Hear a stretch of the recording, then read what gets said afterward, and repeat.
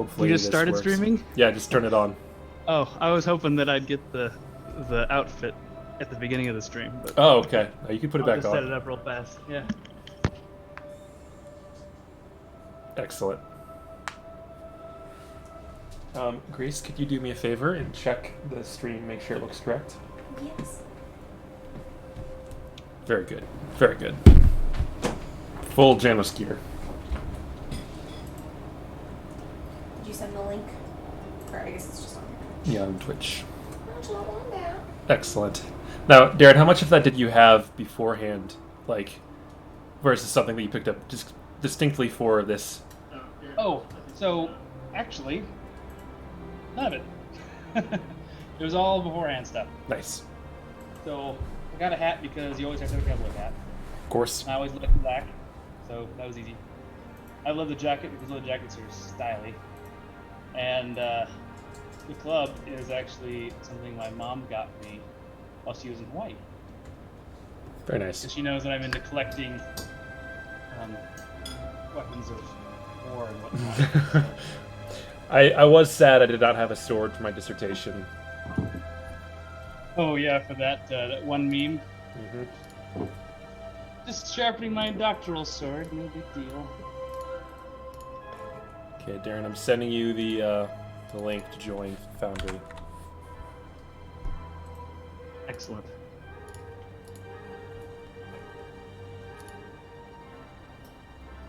Okay.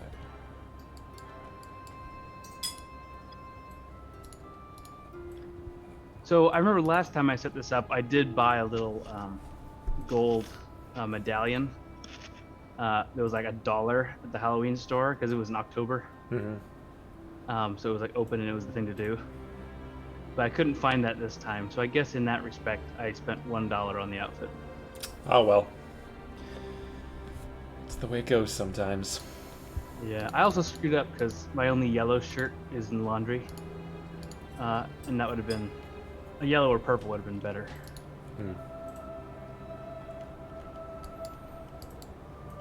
All right. Are you prepared? I am prepared. And all systems are go, I believe. All systems are go. Yes, I agree with Grace in the chat that you need a mustache to complete it. Yeah, I just couldn't quite grow it fast enough when I decided to try the outfit. I was like, Friday, and I was like, oh, that's not going to be enough time. No So- worries. I do not blame you. Okay.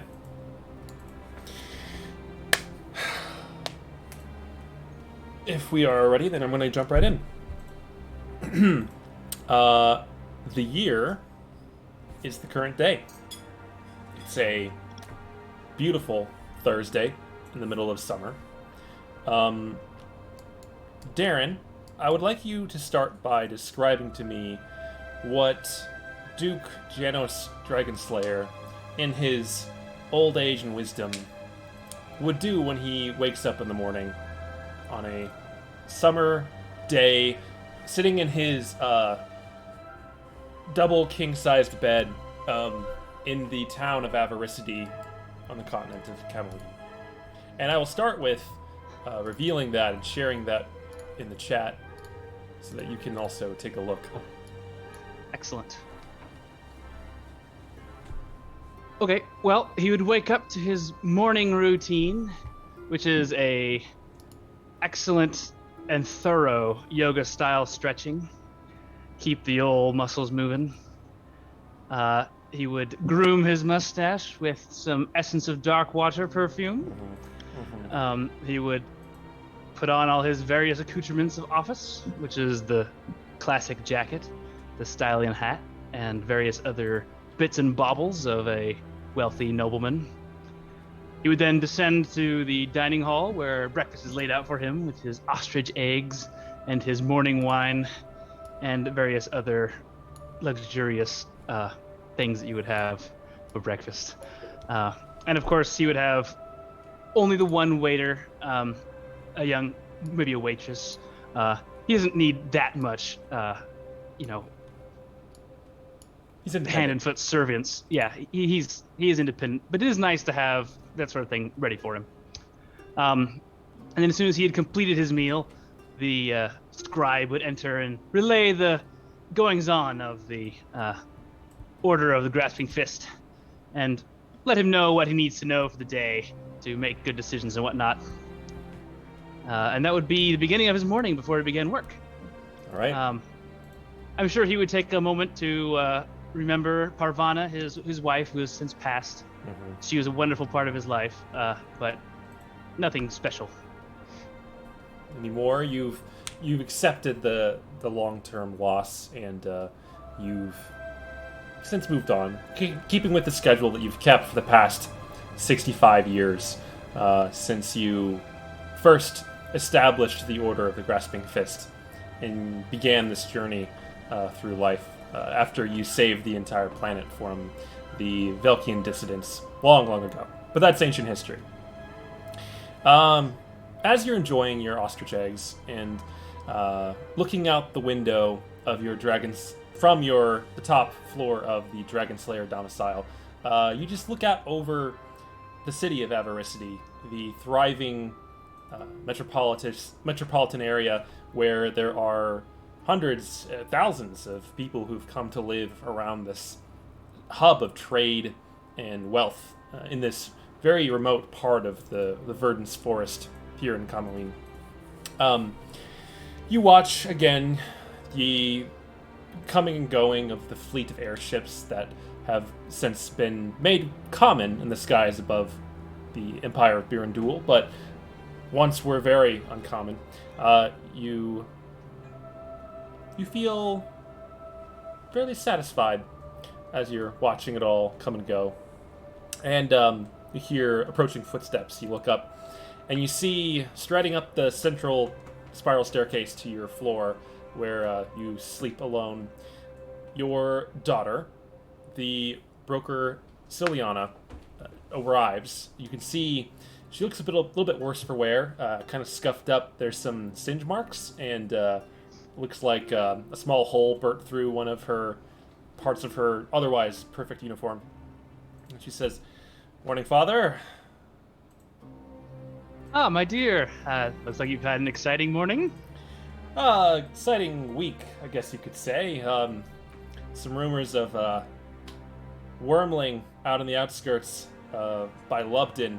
We went and investigated, and she reaches over her shoulder and unsheaths Dragon's Bane that she then plops onto the table with a little bit of not as much respect or reverence as you might prefer.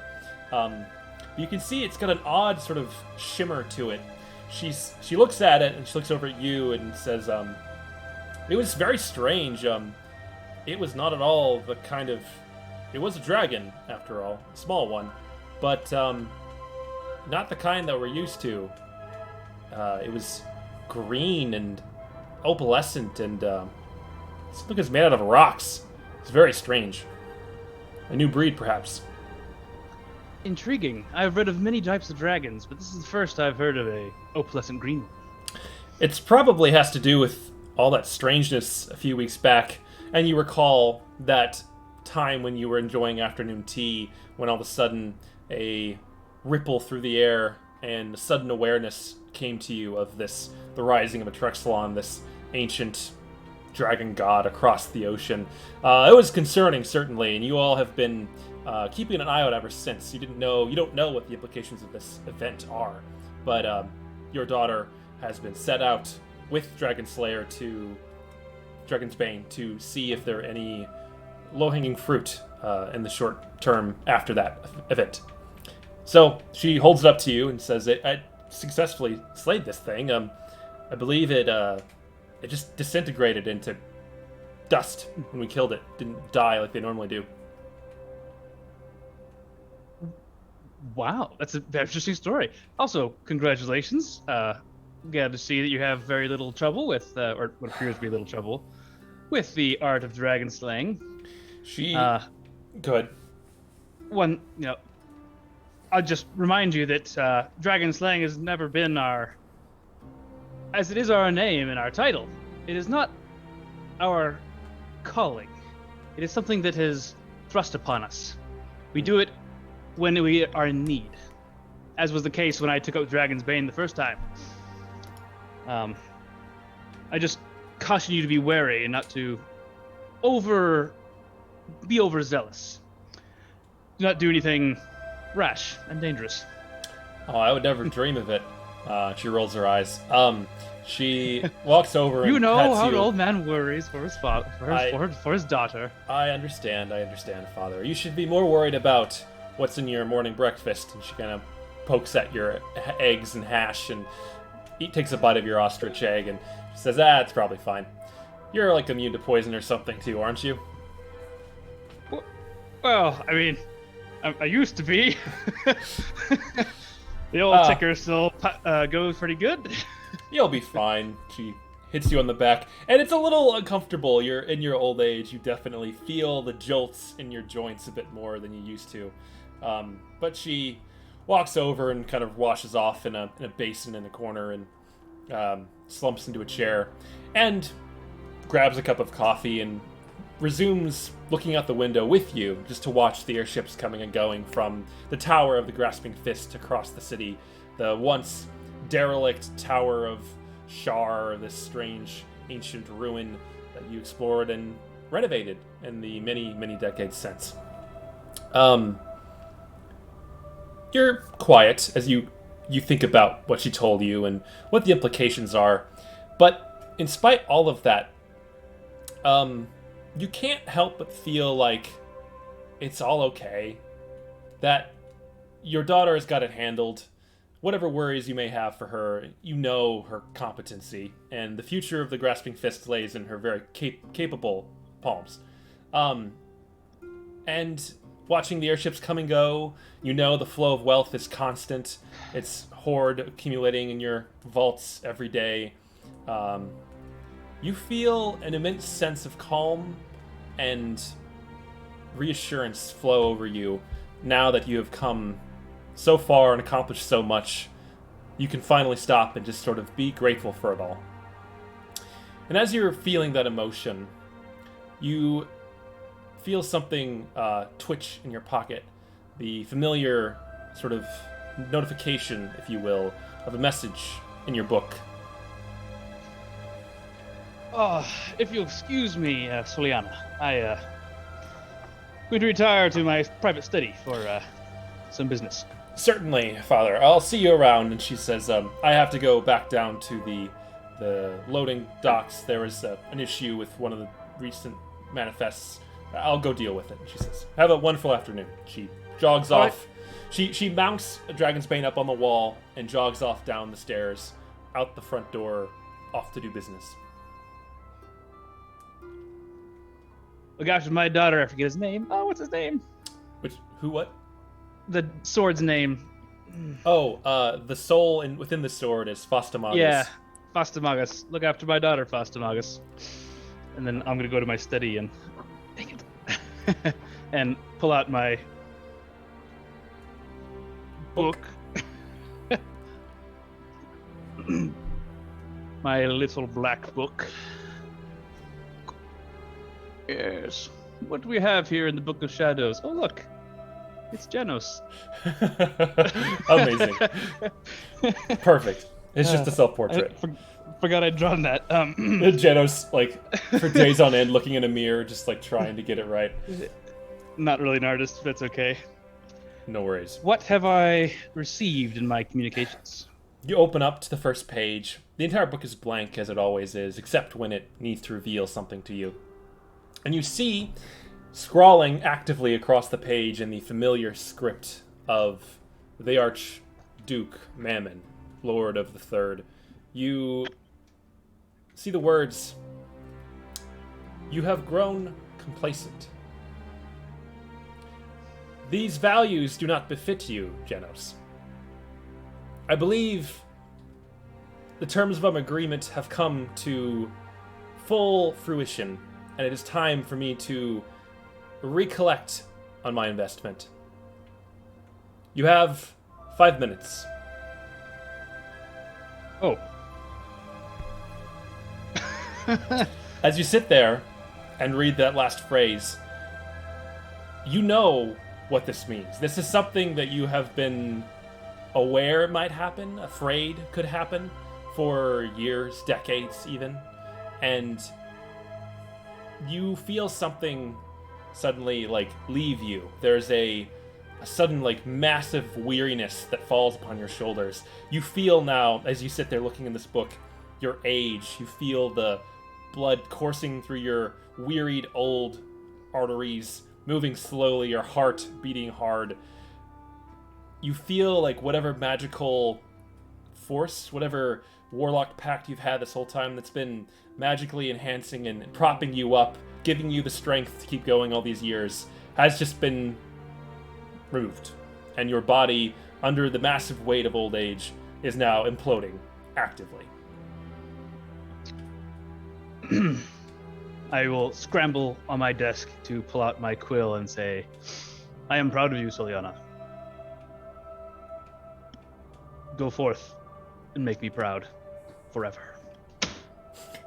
All right. You scrawl this quick message with a trembling hand. You step back, look around the trappings of your marvelous, glorious bedroom, the decades of loot and wealth that you've accumulated here. You stagger to the window, and as you look out over your domain, over all that you've built, you push back a little bit against the assertion that you've grown complacent. You take it all in, and you know with certainty that you had it all, and you hold it now in your eyes and your mind as you gaze out upon it. You see slowly the edges of your vision begin to grow slightly darker. I will reach out with my final grasping fist. With a painful thump, your heart ceases to beat. And as you look out one last time, sort of framing it there between your hands, you feel pride, you feel an essence of peace, and then trepidation as everything goes dark and you find yourself falling.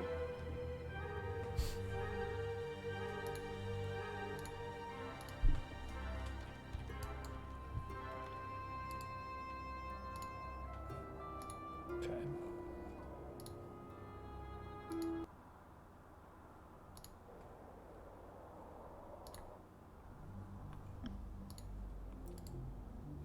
Alright. Loading up the next scene here. Ooh. Suddenly, this blackness, this nothingness, the falling around you, you jolt up, sitting upright. You are sitting on a wooden deck of a ship. It creaks gently and rocks back and forth slowly around you. You glance around, and it is very dark where you are, but there are faint, sort of reddish lanterns that are shedding a dim glow on the deck of the ship around you. You slowly get to your feet, and you recognize the deck of the ship. It's the first airship that you ever added to your fleet when you made that deal with the trade barons of Crystalia, maybe 5 years after the end of your adventuring days. And you look around, slowly take it in. All the details are exactly as you recall, down to the barrels in the corners and the small scuffs in the floor. It's a small airship, nothing special, but you slowly walk around and take it all in, and notice that you're not sailing, you're floating. You are swimming down a river, and in this dark realm, you can wander and navigate as Janos as you wish.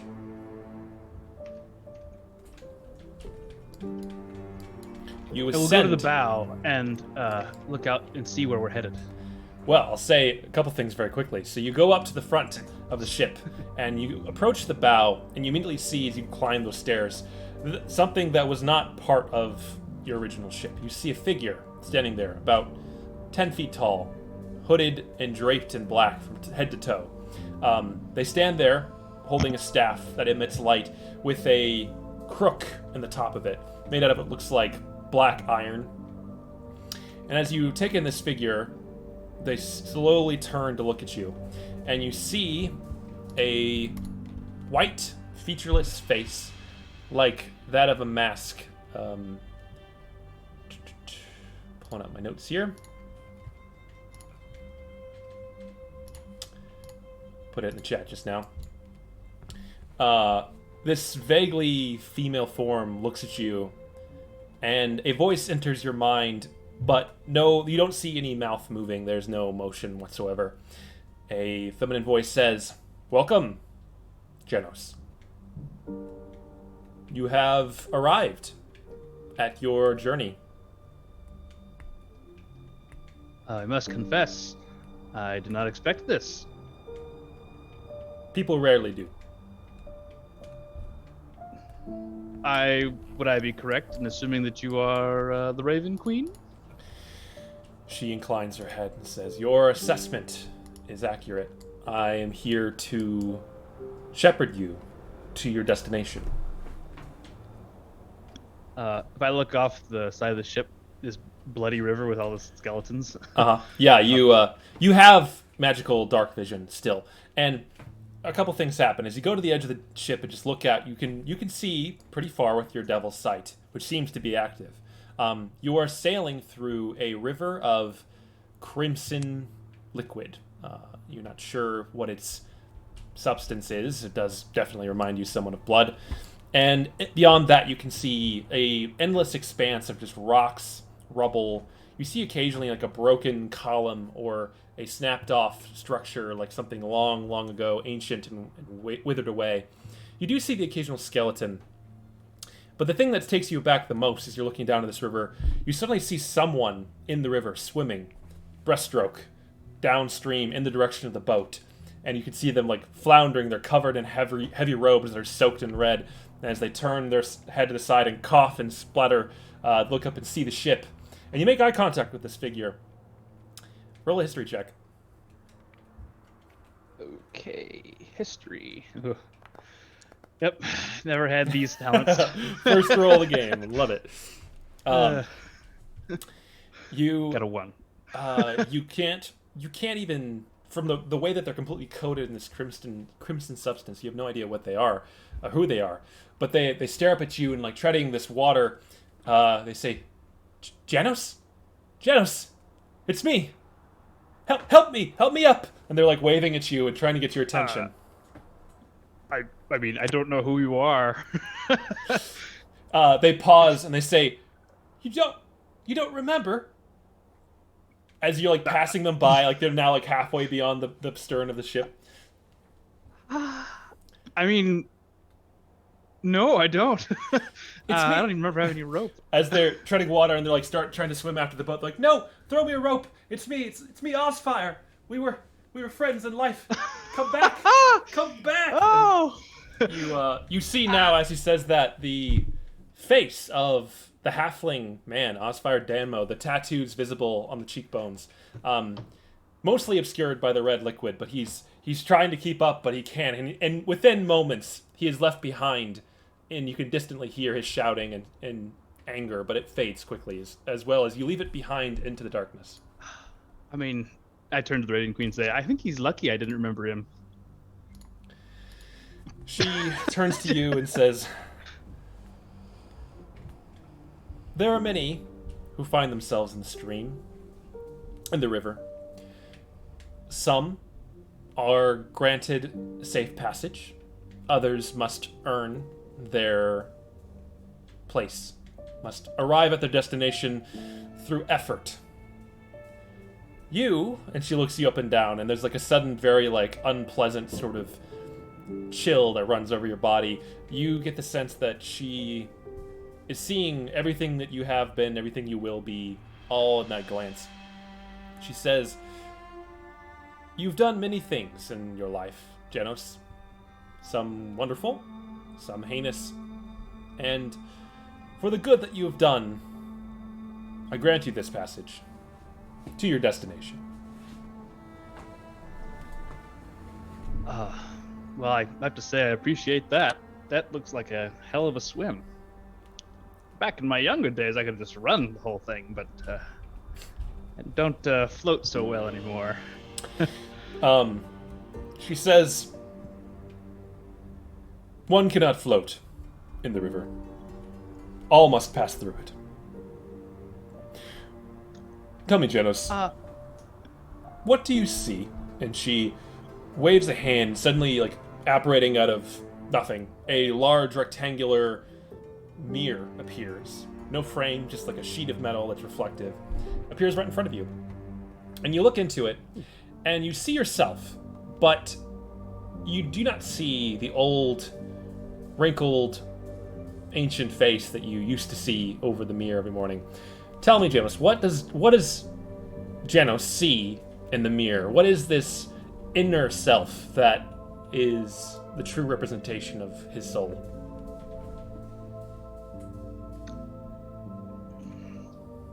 I feel that Janos sees someone who is ambitious,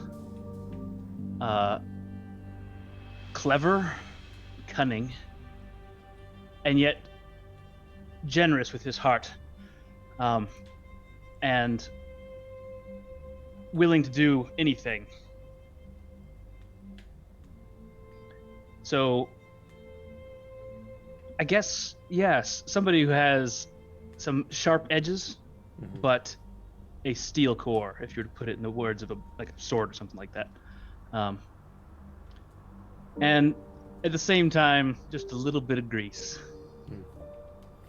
Yes, as you look in the mirror, you see yourself for what you truly are. This is... What you see is mostly what you remember from your younger days. A 30, 40-year-old version of yourself, still with lush black hair slicked back in a oily sheen, but like better combed and better groomed than you've ever managed before in life. The mustachio perfectly long and curled, and the garments you're wearing simple, clean, and perfectly fitted. All black. And the one feature that stands out, as you said, a sort of steely edge. You also note two small metallic horns protruding from the temples of your face. Those are new.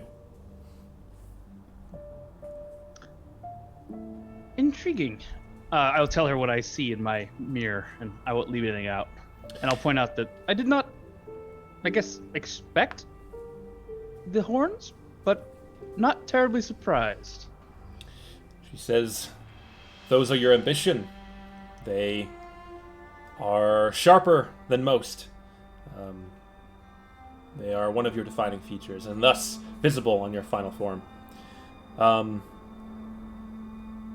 Very well. And she waves the hand. The mirror goes down away. You look at your hands. They are full and strong, and as you actually reflect on how you feel, you have resolved back into a former version of yourself. You are no longer the old decrepit man you were. You realize this is you as you've always been, without any obstacles in the way. She says, "It is tradition, well, not tradition, it is typical for those who go to the afterlife to bring one thing they value most with them. What do you bring with you?" And she waves her hand. Suddenly you see floating all around you all of your earthly possessions, just like floating into the sky all around you, swirling. What I'm saying mechanically, you get to pick one magic item and keep it. That's it. Of the ones that I've got on my sheet? Yeah. The rest have been left behind in the mortal realm. And I'm going to get myself a drink really quick while you think about that.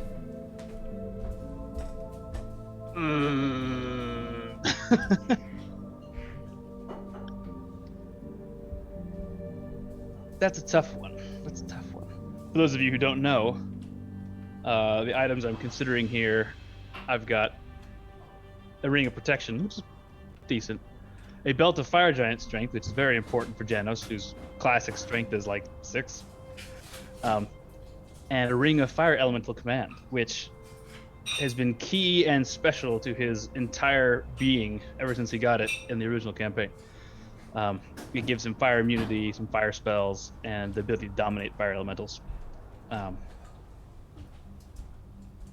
He also has a bag of holding, but that's like, Life hack: put all your things in the bag of holding, bring it with you to the Yeah, afterlife. exactly. And I was like, I think I will keep the Ring of Fire Elemental Command. It has Okay. a special place in his heart, All right. particularly that place where Nameless kept burning his butt. You Have a fireball. you reach out and you pick the small, glowing red stoned, golden ring from the air. Everything else disappears from sight. Please delete all money, all inventory from your character The sheet money. except for the ring. I could have kept the money.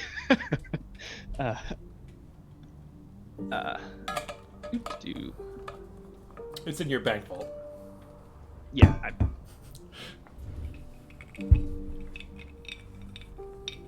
I'm not gonna delete my clothes, just so you know. They're part of you now. Okay. Oh, my strength, it's 4. I thought it was 6. All right. It's not good. It's what it is. It's not good. I gotta delete the money. All right. So you pick this, put it on yourself, and you feel that familiar warmth flow over you, the protection from fire that you're very used to. And Raven Queen nods and says, "Very well. Well, is there anything else you would like to ask before we arrive?" I guess the most important question: where are we going?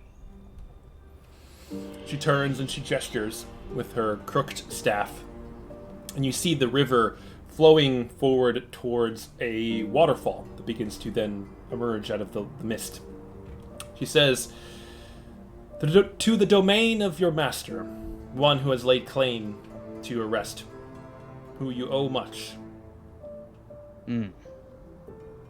She Yes, indeed I do.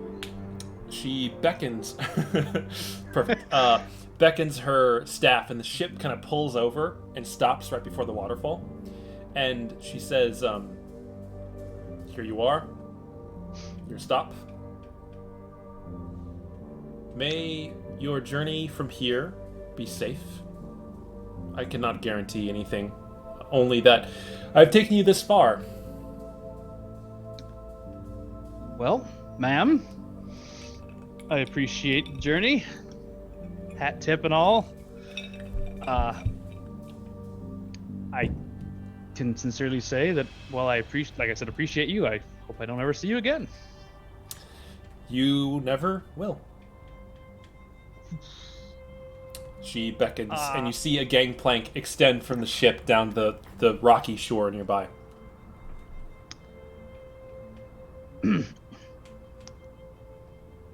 Okay, well, I'm off.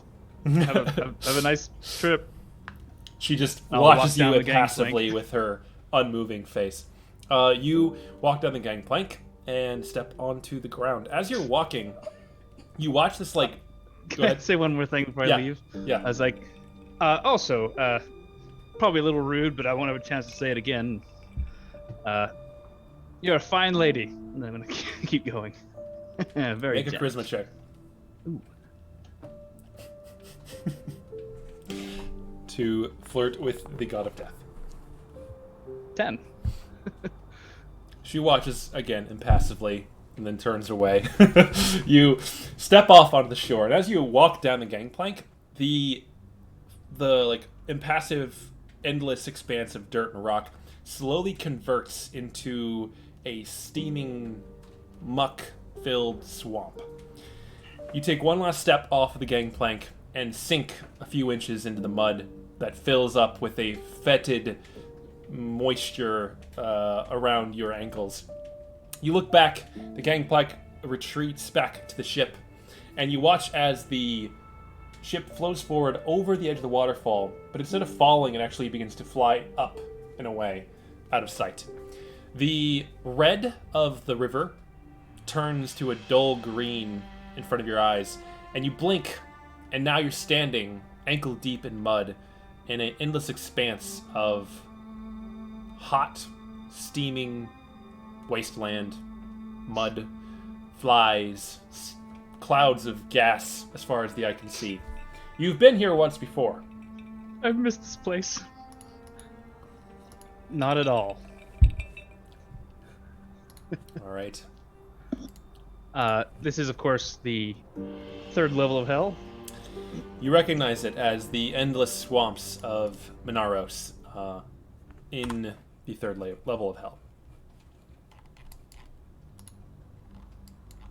A faint drizzle drips down all around you.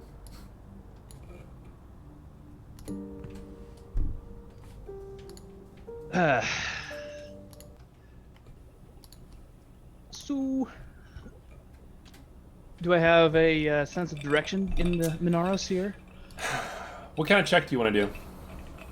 Well, obviously I'm not much of a historian. Perhaps this should be a...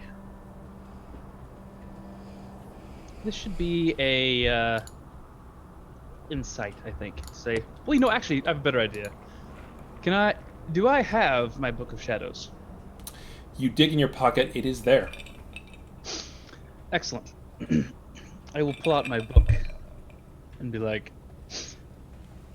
okay, I'm here. Period. You see a reply say, good, good. Come to the castle. Be quick.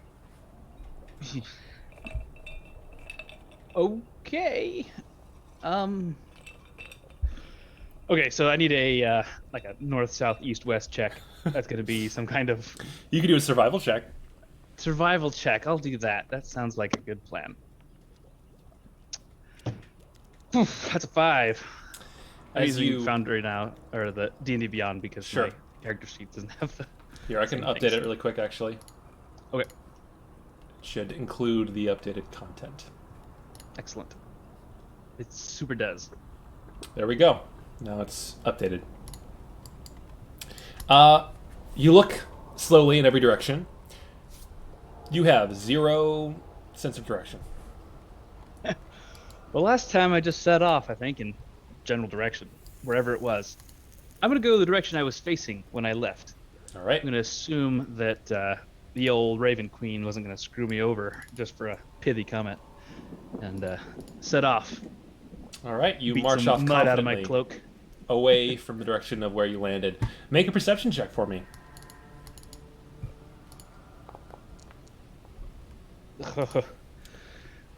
The old eyes are getting roomy. Yeah. So as you're walking and kind of... No, they're not old anymore. They're quite sharp. Oh, they're just fair covered enough. in mud. You squint through the fog. You see something dart across the path, and you squint at it. And then all of a sudden, leaping up out of a puddle next to you, a small four-legged creature with a long tail and little tiny sharp teeth jumps at your face and goes, "Free!" I need you to make a wisdom saving throw. Excellent. An excellent start to my journey. Got a 6. A 6. Can you be frightened? I can be, but Yes. not for very long.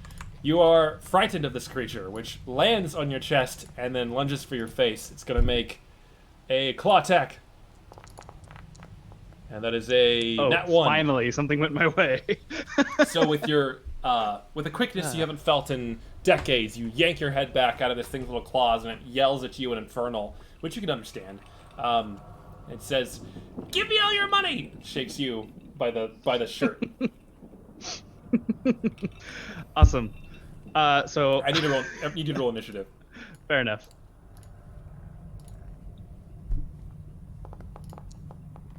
All right. See how many of them. Yeah, you rolled a 9 on initiative.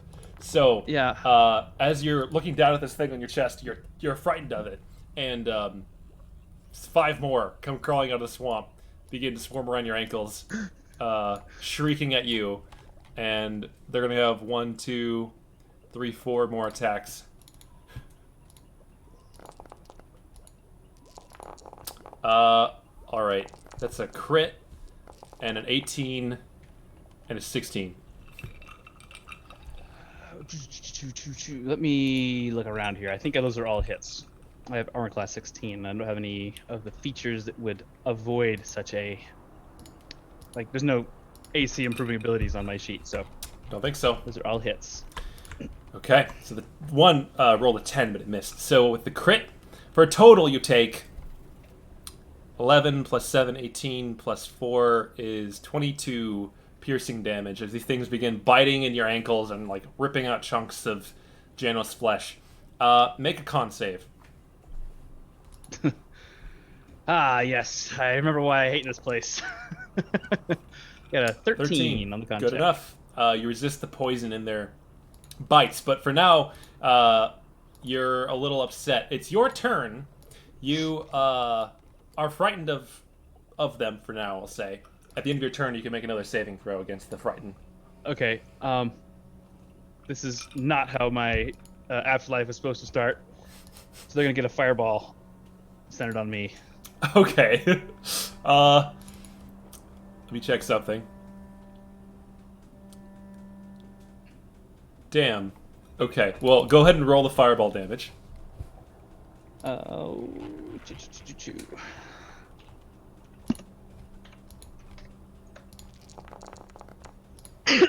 Ooh, 22. 22. Right. I'm trying to... I don't see the DC for the ring. I think it's... Oh, it's 16. No, that's my charisma DC. You just, in this moment of panic, Oh. self-implode. Let's see. 6d20. DC 16, you said? I think so. Two of them fail, but then go ahead and roll the damage. You said 22 fire. Yeah. So they have resistance to fire because they are fiends. However, they still take 11. They have only 7 hit points. So as you blast outward, 1, 2, 3, 4, 5.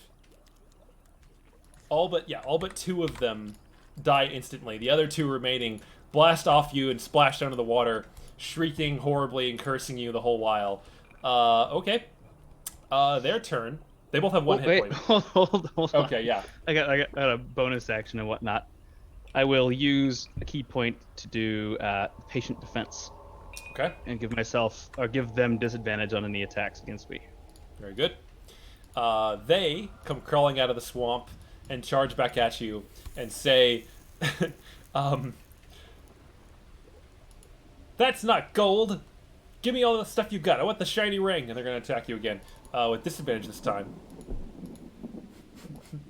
Let's see. I think it's control click is disadvantage now. Yeah. So first one's a 13 or 11. Second one's an 8. They both miss. They're like hacking, slashing you, but just dodging, jumping up and down, avoiding their little biting claws.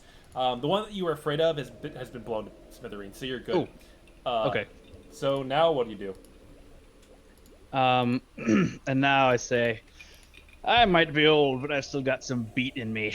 Time to put down a pounding and give these guys a nice punch to the face. All right. I gotta find my attacks. I don't know where they're at. Here we go. Unarmed strike. I don't know where it is. I'll just use flurry of blows. I have a 20 to hit. The first one, you just punch it, and as you come swinging down to punch it, you see a bit of like fire kind of begin to glow around your fist, and as you punch this thing into the ground, it just explodes into embers as you crush it into the dirt. Second flurry blow, same thing. You spin in with a flying kick, smack it, and it goes arcing off into the swamp before exploding in the distance in a little burst of flame. Both are very dead. Well then, that was less than ideal. Gotta beat down some of the old losers, I guess. Old swamp people. Yeah, swamp people. All right, Janos, get your act together. And I'm gonna set my bill low, pay attention to my surroundings, and I'm actually gonna proceed a little more cautiously now because that was foolish. So, All right. the afterlife is not safe. It is just like real life. From your multiple dealings with these creatures over the years, you know that if you destroy a fiend in the mortal realm, it just comes back to the primordial soup of wherever from the nine hells it's from, at which point it just slowly regenerates and comes back. Now that you're here in the afterlife, you're not sure how that applies to you, but you get the sense that it probably isn't pleasant, whatever the outcome might be.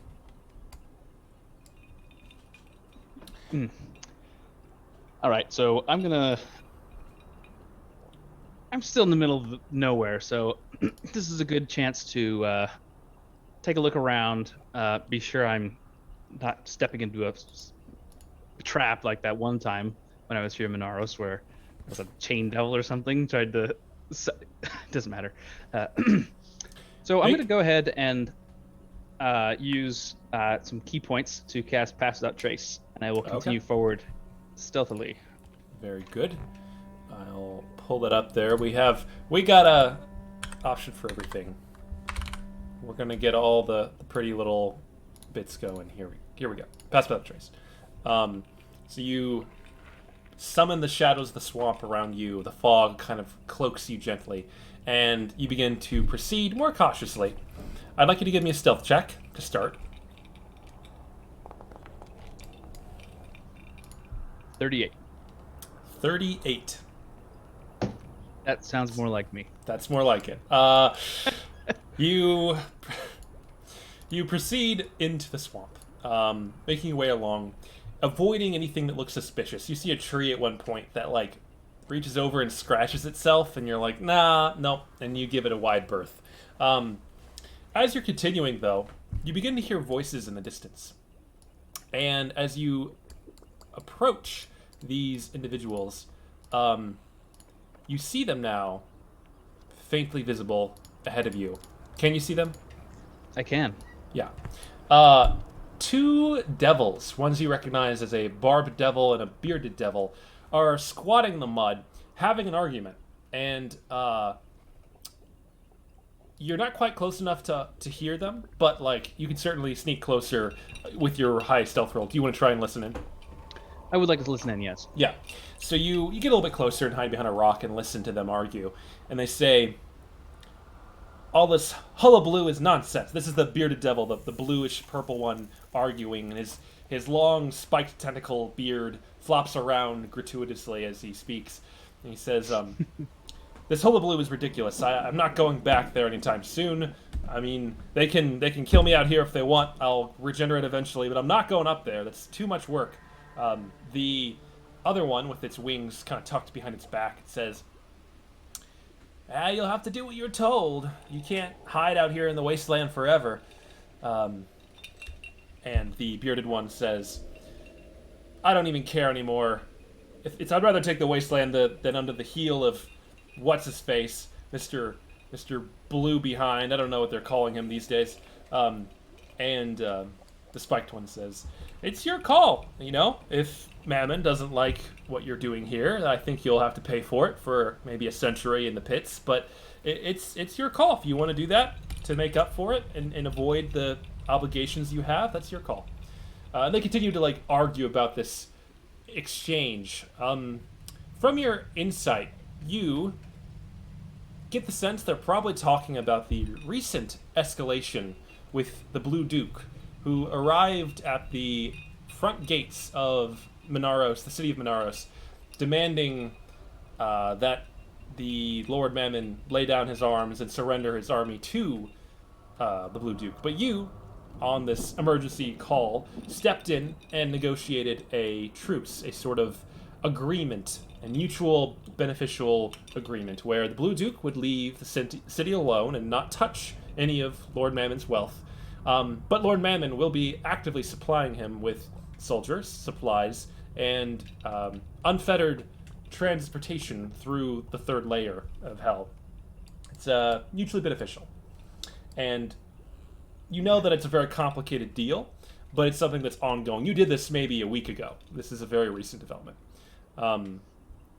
So you get the sense that these devils are probably arguing about the fallout from that since you were here a week ago, and it seems like things are moving, and they may not be happy about the outcomes. How do you go forward? So I'm going to go ahead and walk up and basically surprise them, step out of the shadows and be like, well, my good citizens, you should do as Mammon asks.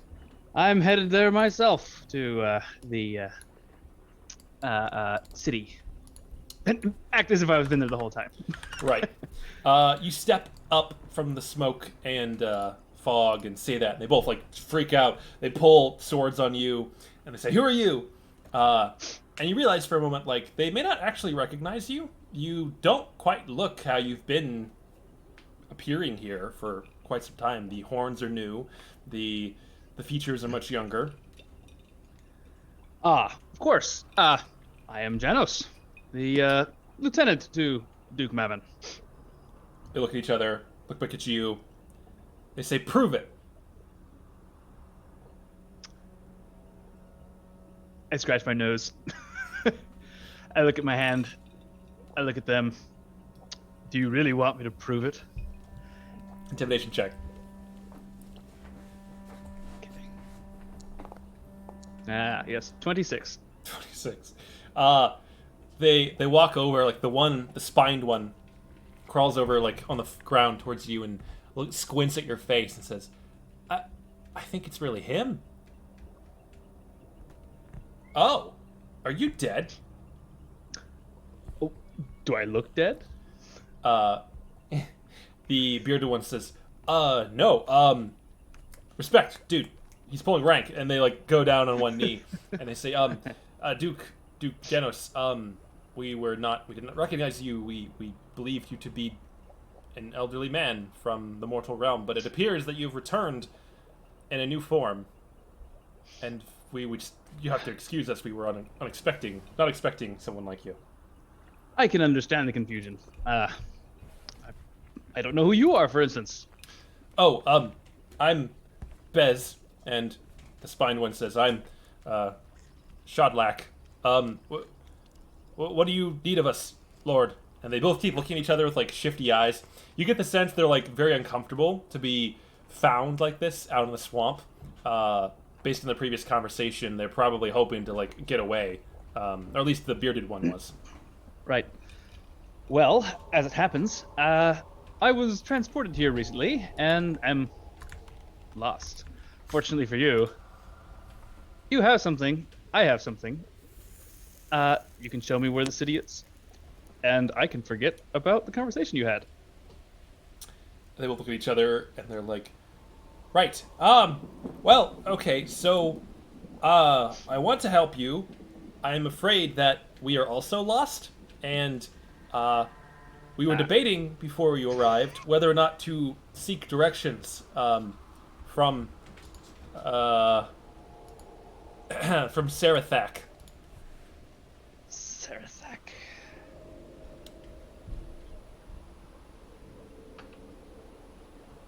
I distinctly remember getting lost last time. You've not heard of Sarathak before. It's not a name you know. Tell me of this Sarathak. Why would you hesitate to ask him for directions? Well, he's not very nice.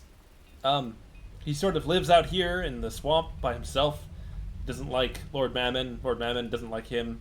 They just keep respectful distance. But anyway, he probably knows the way back, if anyone knows. Well, how's this? Come with me. We will confront Sarathak together and get instructions on how to return to the city from him. And if he decides that he doesn't want to give us those instructions, there's three of us. You are the Duke. You could probably handle him, right? And they both seem a little bit undecided. I'm sure that I could. But it's my prerogative to be worried about citizens of the realm, such as yourselves. I'd hate to leave you out here lost when I could help you. Right. Yes, that would be very helpful. Let's go find that guy. You could tell that the bearded devil is like, God damn it. He's very annoyed that he's been foiled in his attempt to escape. The barbed devil seems more okay with this. Like, this was kind of his plan all along. And he's actually grateful he has an escort who's much stronger than he is. Is it Bez? It's the bearded devil. Yes. Okay. Beard. Barbed. The barbed devil says, I think I saw the glow from his house down the road. Sarathak is known for his bug keeping hobbies. Never liked bugs. Sarathak likes bugs. I can see why Mammon dislikes him. Yes, I think it has something to do with matters of taste. I'm not entirely sure why. Spinel always liked bugs. Never mind that. All right. The barbed devil flaps up in the air and he says, I can see the glow. He like flies up 30 feet. When it's a little clearer up here, just follow me. We'll find it. I will set out with them to the hut.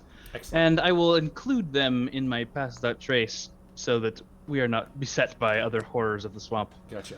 Make another stealth check. They will also make stealth checks. Ugh. A measly 22. Yeah, they're all in the upper 20s. They're good. They stick with you, and you walk for quite a while, maybe an hour or so. It's a little odd because you don't... Something's definitely different about your state of being. Time doesn't seem to really make sense anymore.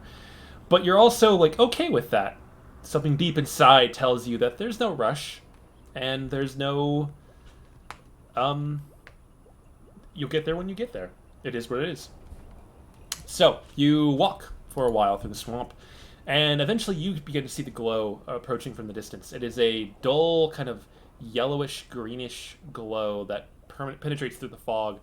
And there are bugs here. Bugs everywhere. Just kind of buzzing through the fog. You look down, you see maybe like a handful of large centipedes crawling around your ankles, and you just kind of kick them off. And you keep walking. And ahead of you, emerging from the fog, you see a series of large pillars that are kind of jutting up out of the earth, and they are glowing this orange or this yellow-green glow, attracting the bugs to them that kind of fly around the central pillar there. They seem to like the light. And at the center of all of it, you see a skull, mostly sunken into the muck, that is protruding from the ground. It is about 30 feet across. It's massive. And you can see that there were once maybe large antlers or some kind of horns coming out of it, but long since snapped off and decayed and fallen in the mud. Just some gigantic fiend that once died here, perhaps. Allow me to pull up this next one.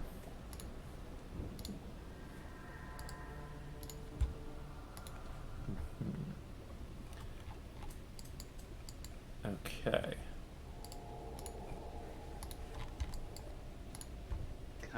The bubbling swamp is so gross. Yep. Oof.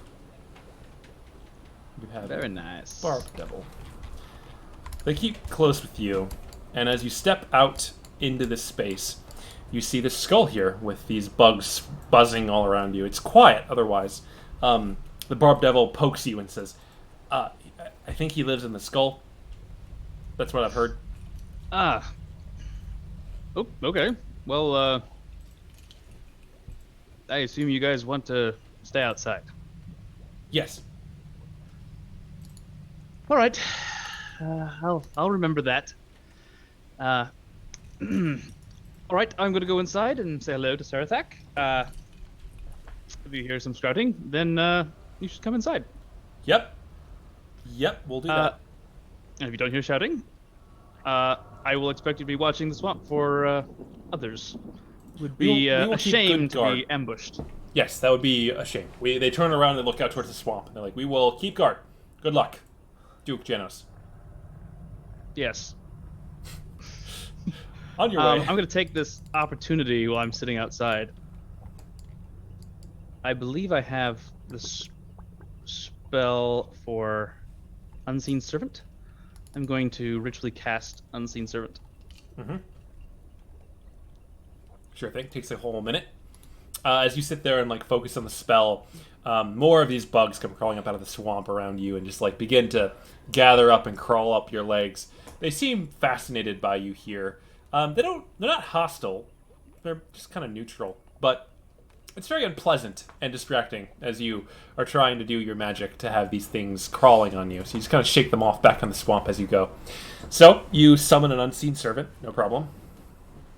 For now, I will have it follow me. Okay. And then I will go up to the door to the skull and maybe pick up a stick out of the swamp and use it to knock. You go ahead, make your approach.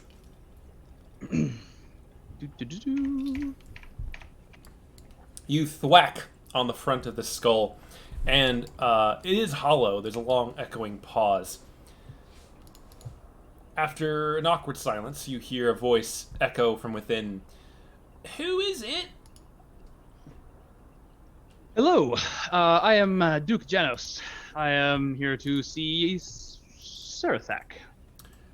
Oh, Janos. You like licking Mammon's boots, huh? There are fouler tasting boots in existence. I haven't found any. And you see a hand from the left eye socket, a long, gangly, sharp-fingered hand grabs the edge and begins hauling a creature out from within. You see the largest bone devil you've ever laid eyes upon crawl from within the skull and sit there crouched on the edge of the left orbital, and it looks down at you and sort of smacks its lips and flutters its dragonfly-like wings. It says, "Oh yeah, I see what he can see in you. So, you've come here looking for directions?" I suppose I have. I guess I'm just surprised that you knew that. Oh, I'm well in touch with the local comings and goings of the area. You watch as he's talking, like a centipede crawls out of like the empty bone socket where an eye would be. It goes in his mouth and like down through his neck and back out the side. He's covered in swarming insects. They seem to like flock to him and swarm about him. It's definitely just like his domain, his preference here. You begin to see why Mammon would be less inclined to enjoy his company. Yeah. Does he have any possessions of any kind? Own him? Yeah. Perception check. Oh. Perception. 13. You squint, and you can see that he has like a very rough kind of belt with some satchel-like attachment to it, but you see nothing beyond that. Okay. I believe that you do have connections. You have your own place in the swamp. It seems to be well maintained. I like the skull, I've got to say. Good motif.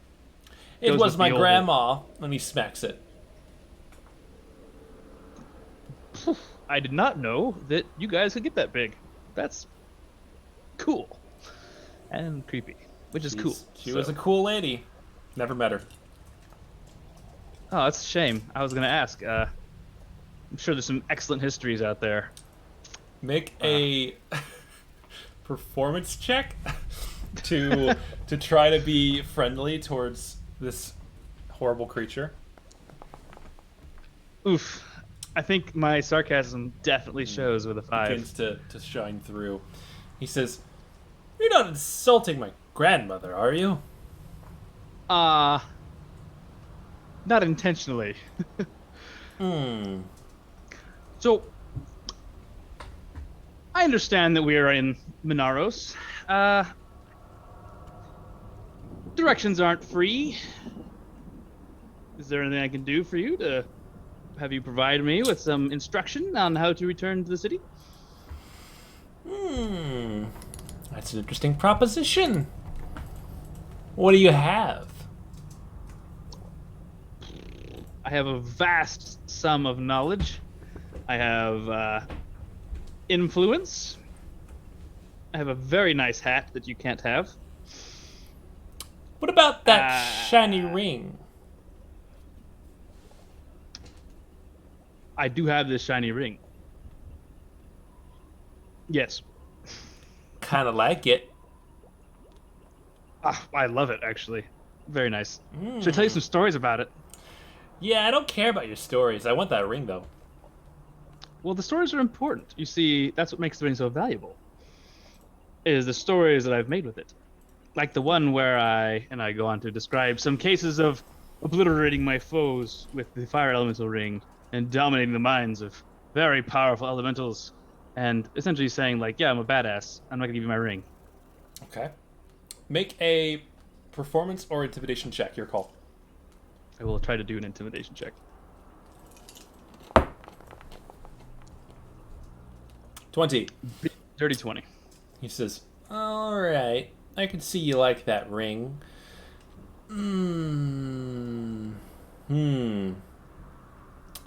What if I give you a gift for you to deliver for me when you arrive in Monaros? On the surface, that sounds like a good proposition, but I think I need to know a little bit about this gift before I'll agree. No, it's a surprise. What is the method of delivery of this gift? Hand delivery. And he reaches down, he pulls out this like dripping canvas satchel. You see like flies buzzing around it, and he says, I have this. I made it. I want you to take it to your Lord Mammon. I can do that. Good. And he reaches out towards you, and as he does, his arm just like keeps coming. It shouldn't go that long. It clearly is breaking the laws of physics, but it reaches the 20 feet across the open space and drops it right in front of you. It's a large sack. It's like a Santa bag canvas sack that is dripping with like a brownish oil, like a greasy oil. It's drawstring and tied at the top. He says, don't open it. It's not for you. I will not open it. It's a gift. You have my word. It's a gift for Mammon. I will command my unseen servant to pick it up. Yeah, sure. He hoists it into the air, and the Bone Devil like snaps his head over towards it. Says, "Ooh, I don't like things I can't see very much." Gosh, I'm sure I gave her a name back. Oh, Invisibel. Haha. Invisibel. I said, oh, don't mind Invisibel. She's just a force of nature. Very minor magics. Nothing to worry about. I see. Well, now that you have my gift, you take it to him. You give it to him real personal like. Don't you forget about it. Otherwise, sure. I'll know. Okay, I'll know you'll know. But I can only give it to him if you give me instructions on how to get there. Right. So, Exchange. He digs around it back into the skull socket. He pulls out a glowing rock and he chucks it to you. You catch it. He says, that'll point you in the direction of Monaros. It's a nice little guiding stone. It's basically a compass, and you can see that there is a glowing like light that is currently on the edge of the rock that's pointing, northwest of your current direction. Well, this has been a very reasonable exchange. I think so. Now that I've done my end of the deal, I wish you good luck on your travels, and I will now take my leave and let my good friend have their piece to say. And he turns around and crawls back into the eye socket. Make a perception check. I'm gonna start having to take passive perception checks, man. Dirty 10. Yeah. You look around like what? And then you hear all around you an ominous sort of rattling noise. the sounds of metal clanking on metal, and you're like, whoa, where's that coming from? And you hear a voice echoing from the fog all around you, and it says, oh, Janos, I have remembered your name and your face. Ah, I've been waiting, no! waiting for eons for you to return. And meanwhile, your two minions in the corner are like, hey, Janos, I don't know what's going on over there, but I don't like that sound. Ooh, it's part of the deal to get to Minaros. We have to fight this guy. It's no big deal. It'll be easy. I fought him before. It was easy. As you say that, splashing up out of the swamp, maybe right about here, a blue-skinned female form wrapped in chains, writhing about them as they rise from the muck. You see the glowing eyes of the chain devil that you excised decades ago from the poor woman in the basement of the small backwater town, Oakdale, in the heart of the woods. As you see her there, she glares at you and she says, I've been waiting for this opportunity. I need you to roll initiative. I don't even know your name. Just to emphasize how unimportant she is to me. Yeah. 23. Yeah. She rolled a 16. With that, I need you to go ahead and start your turn. Okay. So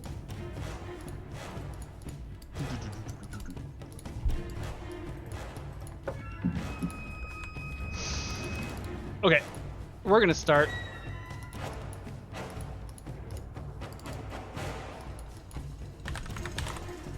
Yep, we're gonna start with the Shadow of Moil. I'm gonna cast it upon myself. Okay. Alright, so that makes you darkness? I Is it am darkness? heavily obscured and surrounded in darkness. It is magical. Okay. Shadows, they turn dim light within 10 feet of me into darkness. Bright light in the same area to dim light. I have resistance to radiant damage, not that that matters. And whenever a creature within 10 feet of me hits me with an attack, the shadows lash out and deal them necrotic damage Nice. in exchange. Okay. You And I will have... take advantage of my darkness here. Let's see, I've got featured with my bonus action.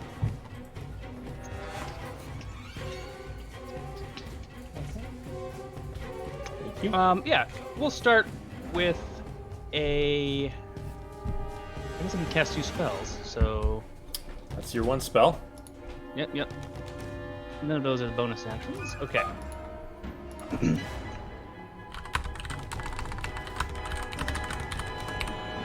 And then I'm gonna run around and away from the creature, actually, now that I've cast a spell and gone first. Okay. I need to... This is a skull. It's nice. It's pretty. I'm gonna run around behind this skull. Okay. Go for it. You sprint off into the shadows behind the skull. You can see as you run past the eye that the Bone Devil has crawled in there, and you can see he's like currently just fiddling with stuff. He seems to not care about what's going on inside. Excellent. The Chain Devil watches as you run. Anything else? No, that's it. Okay. The Chain Devil is going to move 30 feet closer to you.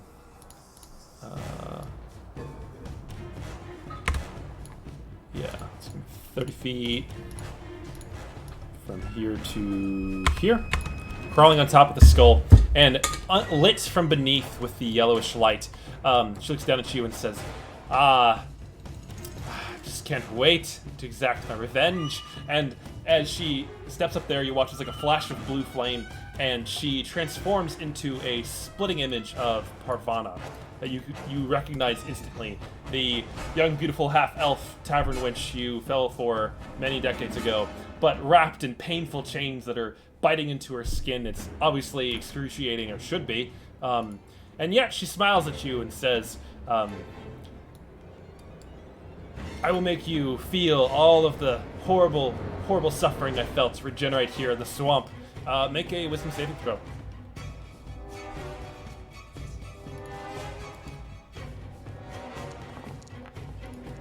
Nat 20. Nat 20. Okay, yeah. You know what to expect from these creatures. You ignore it. Okay. Check something. Feet. So, to your left and right, erupting from the mud, are two writhing chains that you can tell have been put here preemptively. This is a trap laid for you. And as the animated chains come to life, it's going to use its multi-attack. It lashes out the chains at you, but they can't quite reach you. She's not within range. But the chains are. So the two chains to your left and right slash at you and make 2 attacks. They should have disadvantage since I am heavily obscured and they cannot sense me. I don't know how chains work. Yeah, I mean, it's the chain devil. It's like the one doing the controlling, so it makes sense. Disadvantage. So an 18 and a 15. The 18 will hit me. Okay, so one of them hits you. You dodge one. As the second one wraps around you and bites painfully into your skin, you take 8 slashing and 9 piercing, and you're grappled. So 17 total damage, and you're grappled in place by the chain. Okay. The chain takes 2d8 necrotic damage. Okay. Does that matter? Yeah, it does matter. 8. Which is 2. 2 necrotic damage. Yeah, as the shadow of Moil around you continues to burn, it like starts to erode and corrode the metal of the chains, but it's pretty sturdy. And I make a concentration check, which I With succeed. another nat 20. Okay, cool. 2 in a row. Okay, that's your turn. Top of the round. I'm going to bonus action Shadow Step out of the chain restraint. And I will appear behind, because that's what you do when you're Nightcrawler. Oh my The Chain Devil. Very good. You teleport behind the Chain Devil. And I'm going to attack. Go for Should it. be 2 unarmed strikes. 23 and 19. Both of them hit. 14 damage. I used my bonus action already, but I will make it. I will use key points to make it do stunning strike saves. Remind me, you have magical fists, right? So it's I have damage. magical fists. Okay. Yes. So that's 14 magic damage.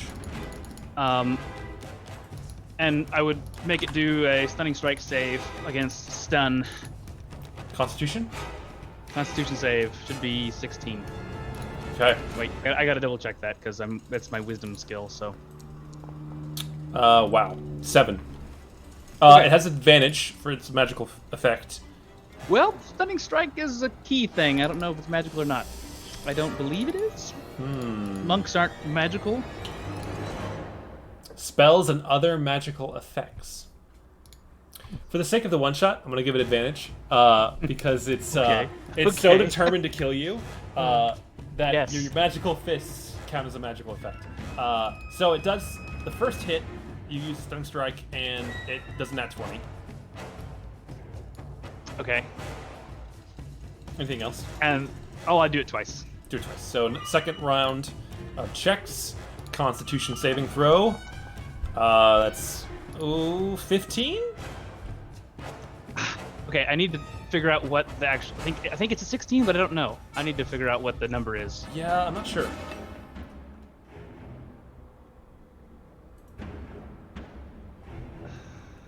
Are you looking at D&D Beyond? Key save DC is 15. 15. So it matches. Yeah. And I don't have the Astromancy Archive to be like, Can't. No bardic inspiration to save you now. No. Okay, so you punch twice, both of them impacting heavily, but it whips around to turn to face you, shrugging it off. Blind fury raging in her eyes. Anything else? I suppose I had advantage on my first attack because I bonus. Well, I suppose I had advantage on both attacks. Should have checked that first, see if I got criticals. I don't have any other actions. Okay. Her turn. She will now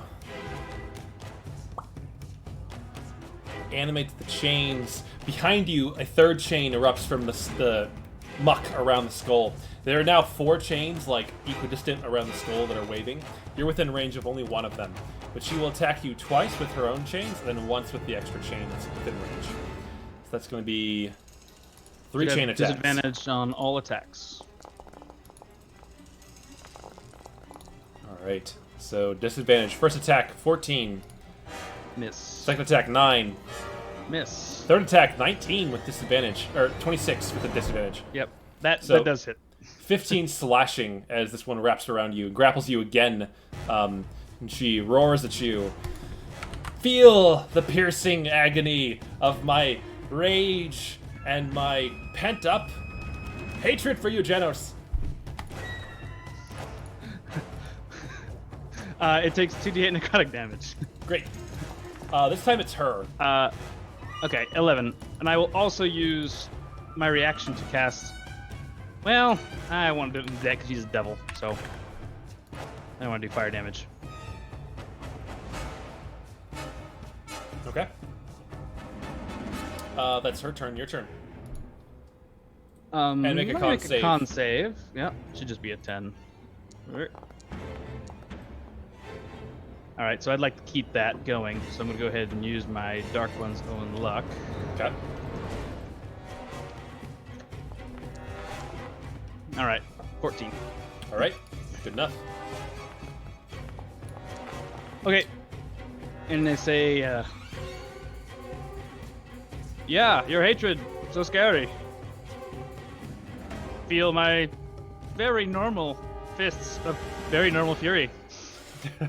I'm just very unimpressed with her, is my purpose here. Certainly. I'm technically restrained, but I don't believe that gives me disadvantage on attacking her. No, you're good. But I don't want to have advantage. So... I'm gonna go ahead and attack her. Unarmed strike. Should have... I believe this, you can't see me, so I should have advantage. Since I'm obscured. Let me check. She has Devil's Sight. Magical darkness does not impede the Devil's dark vision. Okay, but obscurity is different. Because it's like clouds. True. You're So grappled. it's not like magical darkness, it's like magical fog. Oh, fair enough, I'm grappled.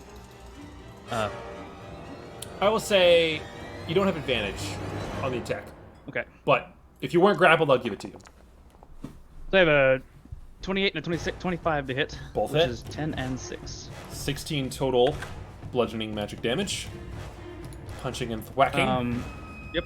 And then because this is not my favorite place to be, I will use my Shadow Step once again.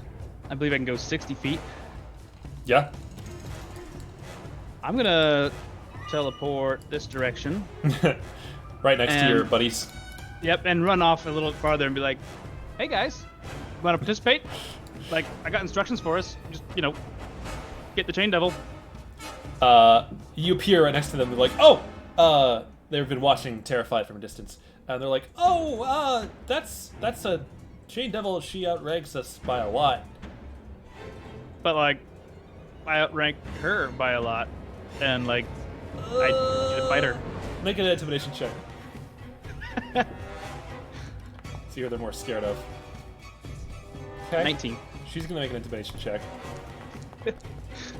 Oh yeah, no. They're like, okay! And they go charging off to fight her. So you end your turn, I'll say, another like 30 feet south away from her. They're both gonna go charging into the fray. 30 feet. Let's see what they got. Glaive, no. Features. You watch the Barb Devil. He flaps up in the air and he summons like a gout of fire. He goes, ah! And chucks it at her, and she just like splashes across her face. She's like, what? Alright. They didn't do anything. I'll say the Barb Devil, he's courageous, and he charges all the way up next to her with his action to dash, but that's all he does. Okay. Her turn. She turns to the bearded devil and says, out of my way, you peons, and will attack him twice. Not the Yeah. Barb Devil. He was my friend. 3 times. Let's see. That's going to be... This is AC 13. Yep, he takes all of that. He takes 20 plus 17, so 37 plus 17's 54 piercing damage. Yeah. So you watch as he's like running up there with his glaive. He's like, for Janos! And then you watch as the magical chains jump up, impale him, wrap around him, and then just rip apart, and just gore goes flying everywhere as he's absolutely eviscerated. Ooh. You'll be remembered. She comes stomping down the front of the skull, glaring at the Barb Devil, who flaps up and is like, nope! And just flaps up straight up in the air and keeps, like, going away. He's no You'll longer also be remembered. fighting anyone. He's just flying away. She's gonna move her full movement to there. So at this point, you're about 60 feet away from her, and she's, like, marching towards you. Your turn. Okay.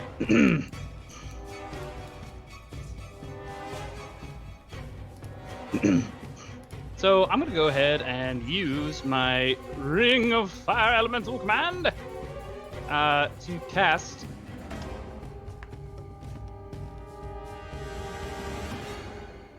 I'm gonna cast Wall of Fire, Okay. and I want it to go in a straight line. Actually, where's my? I'm not sure how I'm gonna do this, but let me go ahead and give you a line. Yeah. No, I can do it. Where do you want it? Okay. I want it to run along the path here from where she's at to me, and I want it to be burning the path the whole way. Okay. So Sure. it's basically from the side of the, not on the skull because I don't want to piss off Sarathak. Right. But towards me, and I want it just the side so that it's like 10-foot length of it is burning the path. I'm going to stand at the end of said path. Sounds good. Is that also concentration? It is. Okay, so you lose your Shadow Moil. Yes. All right. Your Shadow Moil disappears as you have switched your concentration. Anything else? And it should be, how long is it? It is 60 feet long. And I will go ahead and walk back a little bit. And I'm going to use Patient Defense with a key point to give anything attacking me disadvantage. Okay. You watch as she, like, looks... You can see her, like, barely from the side, and she snarls and says, "Is that all you could do?" And she just runs straight into the wall of fire, running straight through it. She is immune to fire, and pops special. out the other side. We'll say, at this point, you move back a little bit more. You're about, 80 feet? Sure. She'll dash to get there.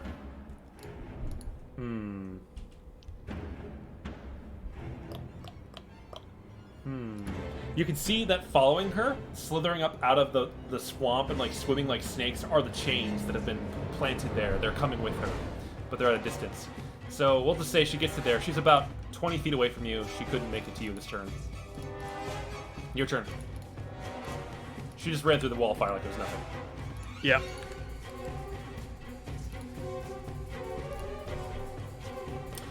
Okay. Make a perception check also for me. Use my passive. Sure. What is it?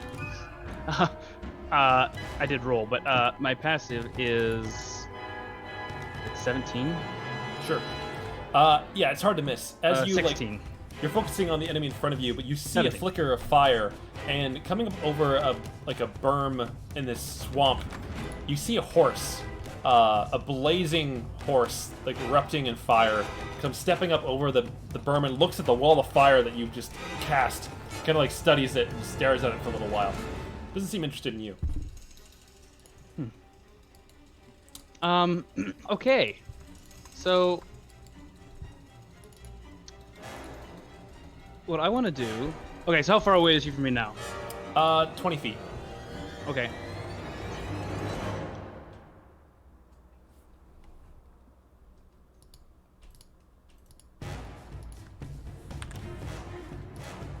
Okay, so what I'm going to do is I'm going to use my bonus action to cast Shadow Blade, and the wall of fire will go away. Okay. Shadow Blade's up. And then I will rush her in the face Go for it. and use my Shadow Blade, which should have the same features as my unarmed strike for attack. Yep. The hit, but the damage will be different. So I have an 18 and a 16 to hit. They both hit. Okay.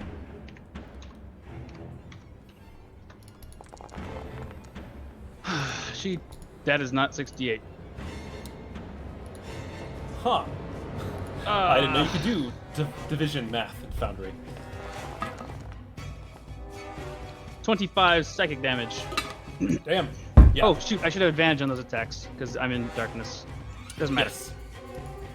No, go ahead. Make roll with your advantage. I did. It didn't make yeah. a difference. Okay, 25 psychic. You hack and slash, and she roars as you've cut through a couple of her chains that are like hanging off of her, and she's looking pretty rough, but she is all the more enraged.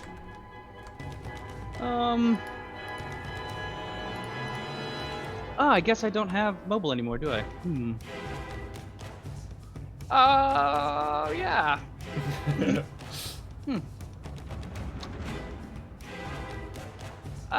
So the chains that are following her in the water are not the same speed as her, correct? No, they're not. They're like 30 feet fast. They're coming, but they're not here Okay. yet.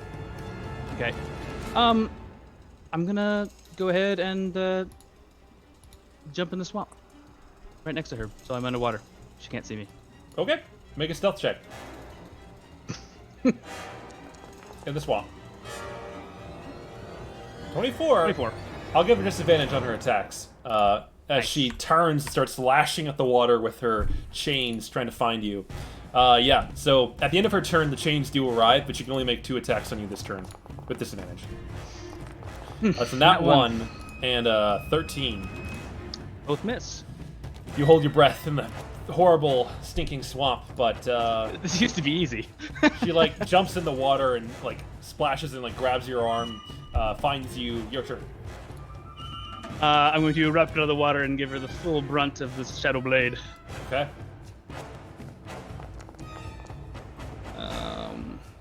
So, you erupt out of the swamp water, Shadow Blade in hand as you swing towards her face. Both of those are hits.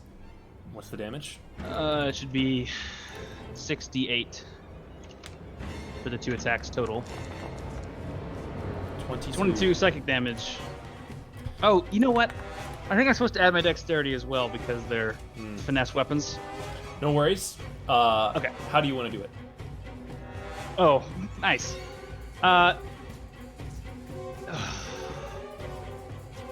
So she looks like Parvana still. Yeah, like a horrible, monstrous version Yeah. of it. So I'm gonna cut through all the chains that are supposed to like hold her, and it's psychic blades. It's kind of weird. And then decapitate my wife. Yep. As you make that final slice, there is a flash. But it's all psychic. Yeah, there's a flash, and it reverts back to the more monstrous blue-skinned form that you expect. The form of Parvana disappears, and the last thing that this Chain Devil says to you before they die is, "You." And then he watches like they slowly begin to like burn and turn into ash and just like disintegrate, floating away. You know that once again, killing a fiend here in its own realm is permadeath for a fiend, unlike with a fiend in the mortal realm. And as its last thing remaining is a floating arm pointing in your face, blue skin quivering with rage, before it disintegrates for all time, gone forever. Oof. Pretty sure this is not the plane of wrath. So Alright. I'm gonna take a deep breath and look around for our barbed devil buddy. He flew off. He's gone. Okay. What you do see is this horse that, drawn by the burning wall of fire that now is gone, it parks itself next to the skull and just like looks at you with one eye that's literally just gouting flame out of the socket.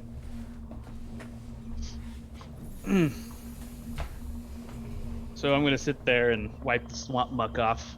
I don't exactly have. I don't know. I might have prestidigitation, I guess. I do. Not. Excellent. Perfect. I said, well, I might not be as good as I once was, but apparently I'm as good once as I ever was. Then I'm going to walk over to the horse and be like, hello, lady? Guy? It snorts once and paws the ground, and you watch the ground be like immediately heat up, and like magma spreads out from underneath its foot, where its feet are standing. Looks back at you, waiting, eyeing you suspiciously. I'm going to bust out the infernal because I'm in hell. I'm like, hello, majestic creature. I am Janos. Perhaps you'd like to be my buddy? Animal handling check. Oi, oi. Aha! Dirty 20. 20. It snorts once, and as it snorts, again, fire just gouts out and like scorches the earth in front of you. It walks closer to you, and like it keeps watching you. It seems to be expecting you to like jump back or maybe like burst into flame or something. And you can feel like the heat radiating off of this thing. It's a small inferno in front of you, but in spite of that, you know that you're safe as you have chosen the Ring of Fire Protection. And as you extend a gentle hand towards it, it glares at you, and as it like neighs gently once, you see like sharp fanged teeth. This is not an herbivore. This is a carnivore. But despite all that, despite its uneasiness, your affinity for fire and your lack of fear of it, it kind of headbutts you once, and you seem to are able to stroke the flames through its mane. As you do so, you see that your hand can pass through it, holding the Ring of Fire Elemental Command. You are safe from any damage it would do to you. You are my kind of stallion, boy. It looks at you, looks around, snorts again, and you get the sense that it's no longer afraid of you. It seems perfectly at ease in your company. I'm going to assume it's a male horse. I'm going to give it a pat on the neck and say, well, not my favorite place in the world, but it's pretty here, I guess, if you can ignore the bugs. All the bugs have run away from the fire. Fire, yeah. I'm like, which makes you my best friend. So we're going to go down here to the edge of this trail, and I'd want to like take a break and recoup, if that's your unseen servant sits at the corner of the arena. You see the floating, dripping bag that you promised to deliver. It's still there. All right, Invisible, come on, follow me. Floats after you. And then I got to give you a name at some point, sir. But for now, we'll call you Infernus. I'll come up with something better later. It snorts, seemingly unimpressed, and looks into the distance, steam rising off of it. I would like to take a short rest, if that's all right. Go for it. I don't know how to do that anymore.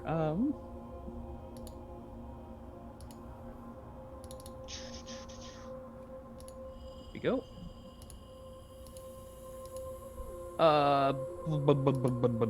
50 divided by 8 is a lot, so let's go ahead and roll 8.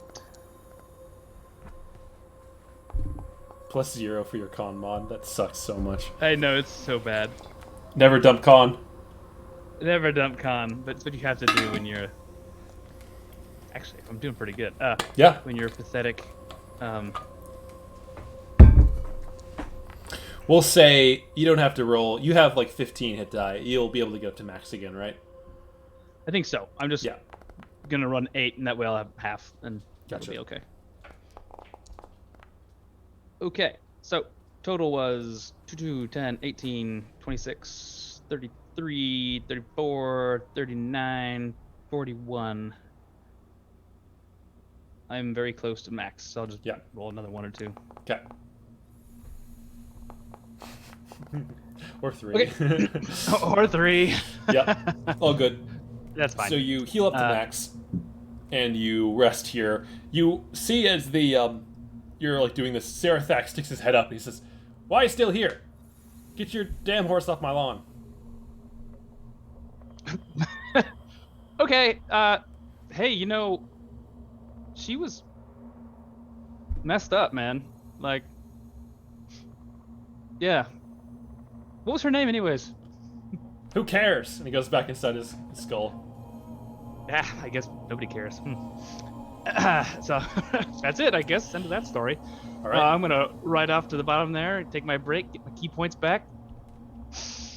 Feeling good? Feeling good. All right. And I'm gonna see when my break is over. I'm gonna see if Yol Infernus, I gotta come up with a better name, is willing to let me hitch a ride. He's been walking around. You watch as he is digging around in the muck, and he steps on a large scorpion that's trying to escape, and then just crunches it with his teeth and chews it and gulps it down. He's just grazing, eating bugs. Very nice. And you walk over to him, and what do you try to say? Say, hey buddy, I'm headed to Minaros, I guess. City's the name of the plane, right? Yeah. You want to come with? We can be good partners. He looks at you, snorts, and kind of moves a little bit. You get it roughly. It's probably a shrug.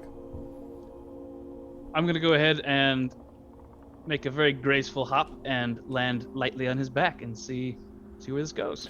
With a 20 animal handling previously, he doesn't flinch. He glances back up at you and goes back to eating scorpions. Excellent. I'm gonna have to get you some awesome food when we get there. And I will head in the northwest direction towards the glowing stones direction. You gently prod at his side to get him to pay attention, and you tell him to go that way with the stone. You get the sense he 100% understands Infernal. This is a very intelligent creature. Nice. And as you sit astride the nightmare, for that's what it is, it will then run off at a gallop, and as it sprints, it actually rises up in the air.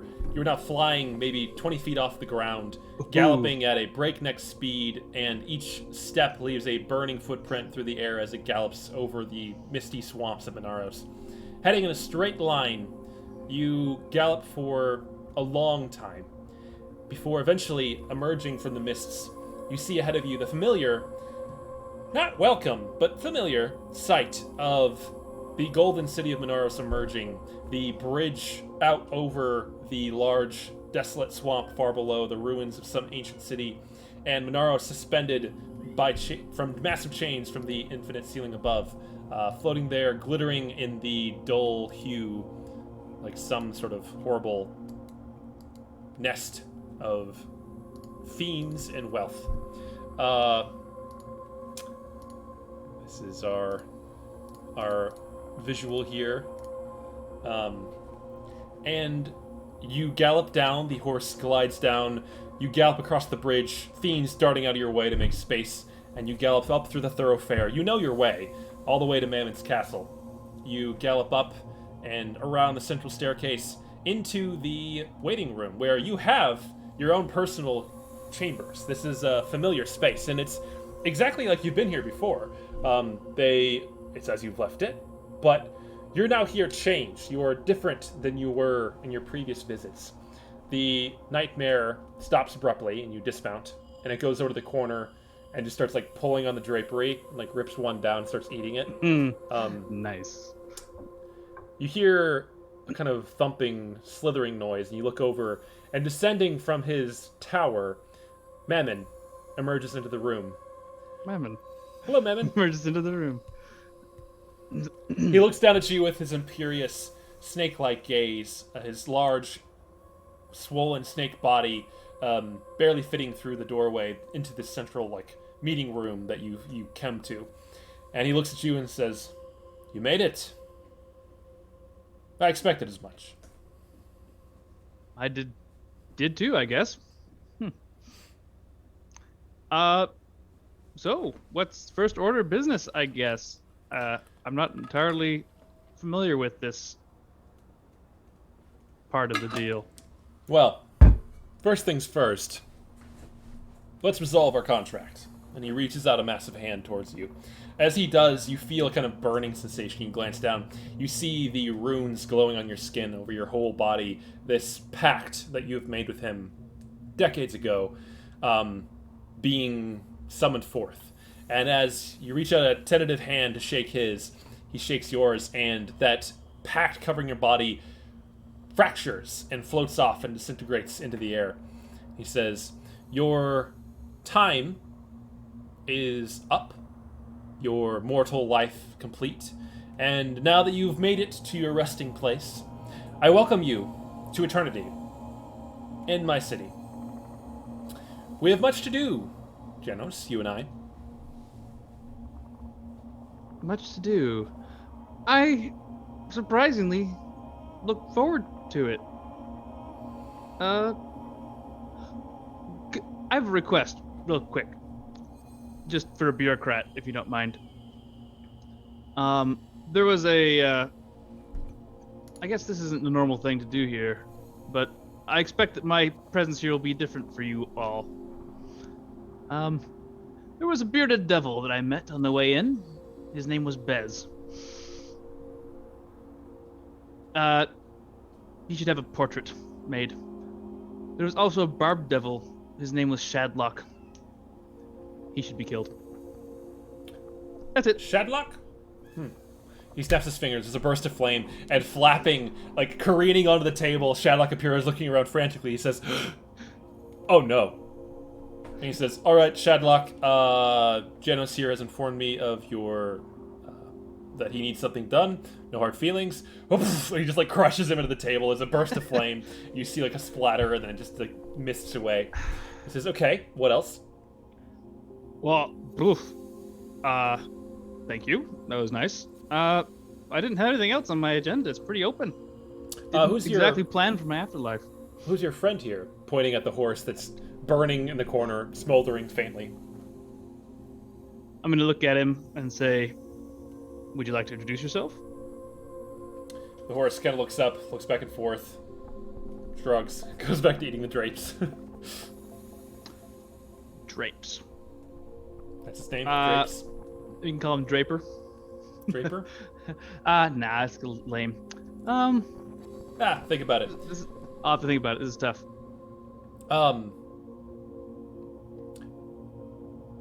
Do you have any requests before I inform you of your first assignment in eternity?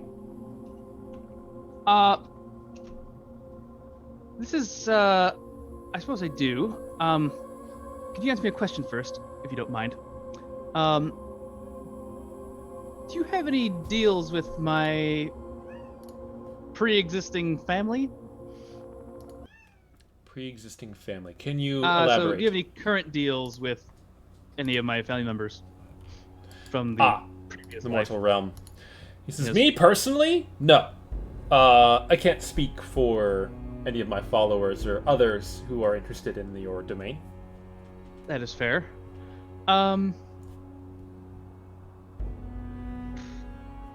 I guess I don't know. Do you have any nice items I could have? Maybe some money to start off? He says, I'm sure you're aware that when you show up here, you don't really come with much. He says, "Come with me." He goes over to the window, and you see all the city, the glittering opulence below you. He says, "Pick one." Oh. Very nice. Make a perception check. Yes, perception check.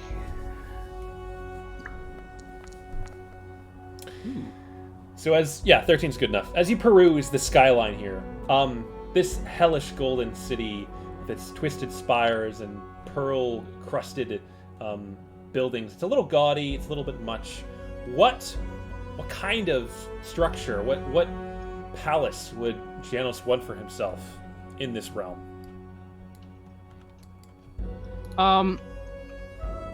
Okay, so if he had a choice, it would be a giant fist-shaped, like, Yeah. skyscraper, right? Yeah. You don't see that specific thing on the skyline, and you kind of like, can we make this happen? Mammon shrugs, and you hear a grinding noise and some shouting. You look outside, and erupting on like the edge of the city, a new golden tower arises, glittering in the dull light. You see a tower that's shaped like a gigantic golden fist, clutched, and like a pile of rubies and gemstones in its hand, hold it there, with like windows all around it. And he says, "Your domain awaits." Ah, perfect. Anything else you would like to know? Mostly I just want to know how we're gonna make some money. He says, "I knew you'd pull through. Well, first, there's a war on, a crusade by Mr. Blue Duke. And I think that there's quite a lot of wealth to be had on the first layer. But he's not there yet. So in the meantime, I'd like you to accompany him to the second, where he's currently encountering some difficulties." Okay, I think I can provide my services to his cause. Any underhanded agendas I should be aware of? I think our blue friend is quite unsubtle in his dealings. It's honestly refreshing after literally eons of Asmodeus's machinations and underhanded dealings to have such a strong-willed individual come along and say, "I want Gib," and then he takes it, and it's working pretty well for him so far. So that's quite interesting. I respect that, you know? So I think that I would like you to accompany him, help him wage his crusade, and when he makes it to the first layer, you're going to have a much harder time, and we can discuss the details once that happens. I'm not convinced he's not going to fail epically along the way, but if he makes it, that could be really interesting. I expect very strong resistance. Ooh, this should be good. I'm a little excited. I will say, the caveat is you must be subtle. Your involvement cannot be overt. I can't have the other lords from below, Asmodeus in particular, objecting to our assistance to Mr. Blue Duke. I think that if he gets to the first layer, decides he wants to turn around and go down and take a new throne for himself on the lower lords' seats, I'd rather not be on their bad side. I've seen enough upstarts try their hand at making a new space for themselves, and it seems to be working for him so far, but Asmodeus is always watching, and I doubt he'll accommodate the Blue Duke in any attempt he might make. So, I digress. Help the Blue Duke. Report to him only in second to me, but be subtle about it. That's your specialty. It is indeed. I'm glad you understand me, and I'm glad I understand you. And feel free to take whatever you want along the way. Plenty of loot to be had. I look forward to the plunder. It's kind of nice to be able to let loose a little. The morals of the day upstairs were a little satisfying, but somewhat limiting. I see that you look a little bit more like what I've always seen in you, gesturing at your face, the small metallic horns protruding from your skull.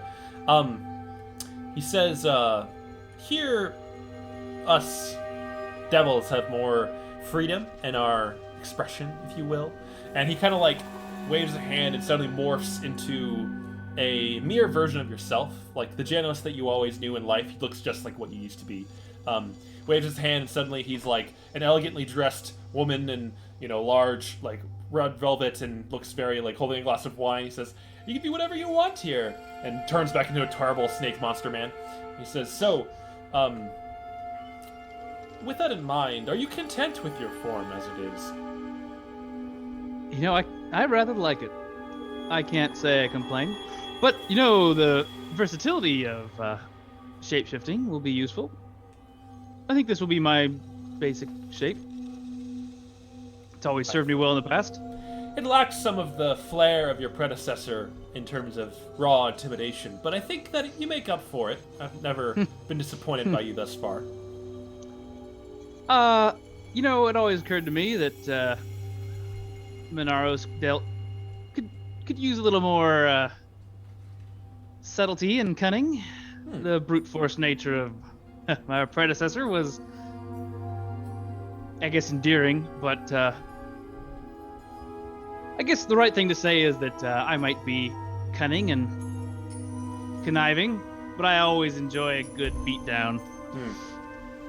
Speaking of which, before you leave or go off on this mission, I just got a paperwork got escalated. Someone has been waiting in line for a couple decades, and he rummages around in a pocket dimension, pulls out this long script of unrolled paper, and he says, I believe this is an official challenge from a middle-ranking devil of the name Rabaz. He seems to be interested in taking your newly appointed position. He seemed to predict your death and has waited for this moment. Wonderful. Do I know Rabaz? Make a history check. We all know how that's gonna go. Do 7. 7. Nope. You have no recollection of anything named Rabaz. Okay. Do you know Rabaz, Mevin? He or says... Lord Mevin? I know all of my subjects. Rabaz was a lowly peon in the swamps below. He seemed to be quite ambitious and has worked his way up to middling importance. I think he's waiting for this opportunity to prove himself. And with you here newly appointed, now is the best time to lay stake to your claim of your position. I hope you haven't grown too complacent. And you can tell that he looks at you a little bit like, I know what you've been thinking. Well, there's a little truth to this. Not quite the same as I used to be, but I feel great today. I think this will be all right. I hope you don't mind if I add my own style to the proceedings. Certainly. How about it? Do you happen to have any fire giant gauntlets on hand? Can't say I do, no. I grew attached to him. It's okay. Fair enough. Okay, well, I guess, can I decide when to meet this Rabaz in our trial, or? He holds up the thing and says, it appears that it's scheduled for 15 minutes. You gotta think on your feet. This is the part of the job, you know? People are always trying to take your position. That's something I'll have to work on. I think I have an idea of how to do that. It'd be very irritating to be constantly fighting off challengers when I should be taking care of business. Well, they do have to wait in line and file the proper paperwork, so I believe you'll be able to deal with this. You should be good for some time. I'm familiar with it, actually, so yeah. All right. Have at it with your business. Either I'll see you briefly before you leave, or I won't, and you'll be scattered to the extent of the primordial soup that is our origin. Yeah. Well, if that's the case, then hell, this Rabaz guy's pretty badass, so we'll be fine. All right. Very good. He waves you off and slithers back up to the top of his tower. You take the paper and see that this Rabaz has done all the proper paperwork. In fact, way more thorough than you. It's filed many cycles ago, and it appears to be in 10 minutes now. And outside on the swampland outside the Minaros, similar to where you raced Bale in a foot race, similar area. What are the details of this challenge? Is it a similar 3-round thing where only the fight at the end matters? No, he seems to be challenging you specifically to a trial by combat for supremacy and control over your position. There's some other descriptive text about... Before Mammon runs off, Invisibel here has a thing for you. I'll warn you that I received this from Serathak. He wanted me to bring it to you. I figured I've got 15 minutes. I may as well bring it up now. Isabel, and the bag floats over. Mhm. I didn't touch it. I don't know if you want to touch it. He says, "Oh, absolutely not. Thank you." He like waves a magic mage hand, and like a massive arcane hand appears and plucks it and like carries it over and looks at it. It's like dripping on the floor. He says, "Curious. I shall inspect this in private. Sirathak and I have a tenuous relationship, and I believe he may be a bit dubious. I can't say this will go Good well. assessment. He was I'll clearly do a this little somewhere safely." Yeah. I'd hate to have my first gift to you be a trap, but that's probably what it is. So Most certainly, likely lethal, but it could be entertaining as well. Sirathak has a sense of humor when he bothers. you know, what would we be without good enemies? Or at least fun enemies. Keeps us on our toes if you have them. Haha, and he slithers up his to the top of his tower, floating the large, dripping sack of unknown contents up with him. You have 5 minutes to your designated meeting, lest you automatically forfeit your position. Yep, I will race down there, because rather not do that. You sprint through the road, down the road. You do have, I will say, you have basically a power now. It's equivalent to shape-changing. It's better than polymorph. It's polymorph, but for any fiend that is essentially CR 10 or lower, you can like take that form, or elements of their abilities as needed. Okay, but otherwise it's essentially polymorph? Yeah, like the spell. Okay, well, because I'm only asking because the polymorph gives you like hit point pools and stuff. Right, no, yeah, I'm just saying it's more Visual? It's more like alter self, I guess is what I'd describe it as. So like you can grow wings, and you can that makes perfect sense. You know, throw fireballs and firebolts and stuff just like innately. Okay, I fiend stuff. Sort of can do that anyways. Cool. I will check that out right now. I feel like I want to make sure I do it properly. So I'm gonna run down there as fast as I can go so that I get there on time. Yep. You do that'd that. be a really sad way to. And think about it. I'm gonna go to the bathroom really quick. Okay. I gotta find my CR.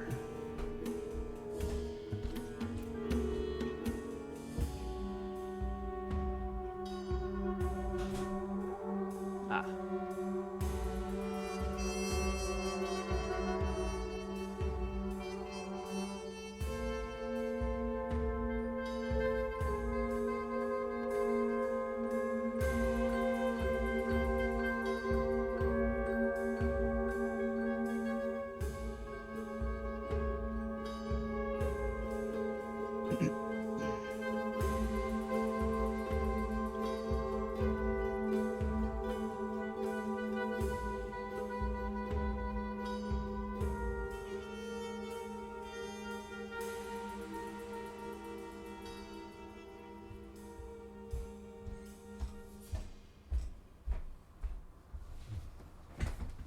Okay.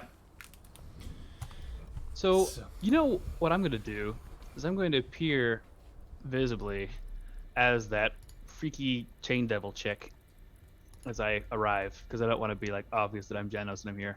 Sure. You take on that chain devil form, and as you approach the point of this trial, you see there is a crowd of devils that have gathered outside the bridge to Minaros, and they are standing about in the muck, milling about and watching and murmuring to themselves. You see floating over them, flapping his leathery wings, a large, like massively curled, horned fiend is now flapping around, studying the crowd, looking, waiting in the middle. And I'll activate this so you can see it. It continues to flap in circles, slowly watching, wielding this like horned, glowing bident. It seems to be waiting for something. So there's a crowd, right? I'm gonna walk through the crowd and be like, "Hey, is that Rabaz? Is he the challenger?" And then you're talking to a small horned devil, and it's like, Oh yeah, that's Rabaz. He's kind of a hot shot. He was recently promoted, and I think he was doing really well on some of the expeditions to the other layers. He got back this massive pile of loot, and I think Mammon's definitely been favoring him. So I think he's pretty confident he can take on Duke Janos. I heard Janos is finally coming here to stay for real. We'll see how this turns out. I was there, you know. I saw when Janos challenged Bale back in the day. That was quite a show. Honestly, I don't think Janos has a chance. Rabaz here is way stronger than Bale ever was. Oh, intriguing. Well, you know, hey, do you know anything else about Rabaz here? I mean, oh, he's maybe just super strong, and he's got that big, sharp trident. Like, look at those muscles. Like, he's terrifying. Yeah, you're telling me. I mean, I'm scared. Me too. I would never challenge him. Yeah. Would you ever challenge Janos? No, definitely not. Way over my pay grade. Yeah. Oh. Well. Okay then. Wish me luck, man. If I recall, Janos was pretty sneaky about it. I don't think he won quite fairly.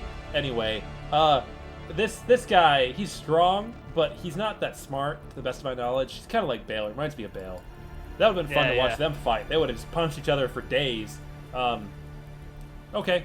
What's your name? Oh, Janos. But the I tap him on the shoulder like, you're a good guy.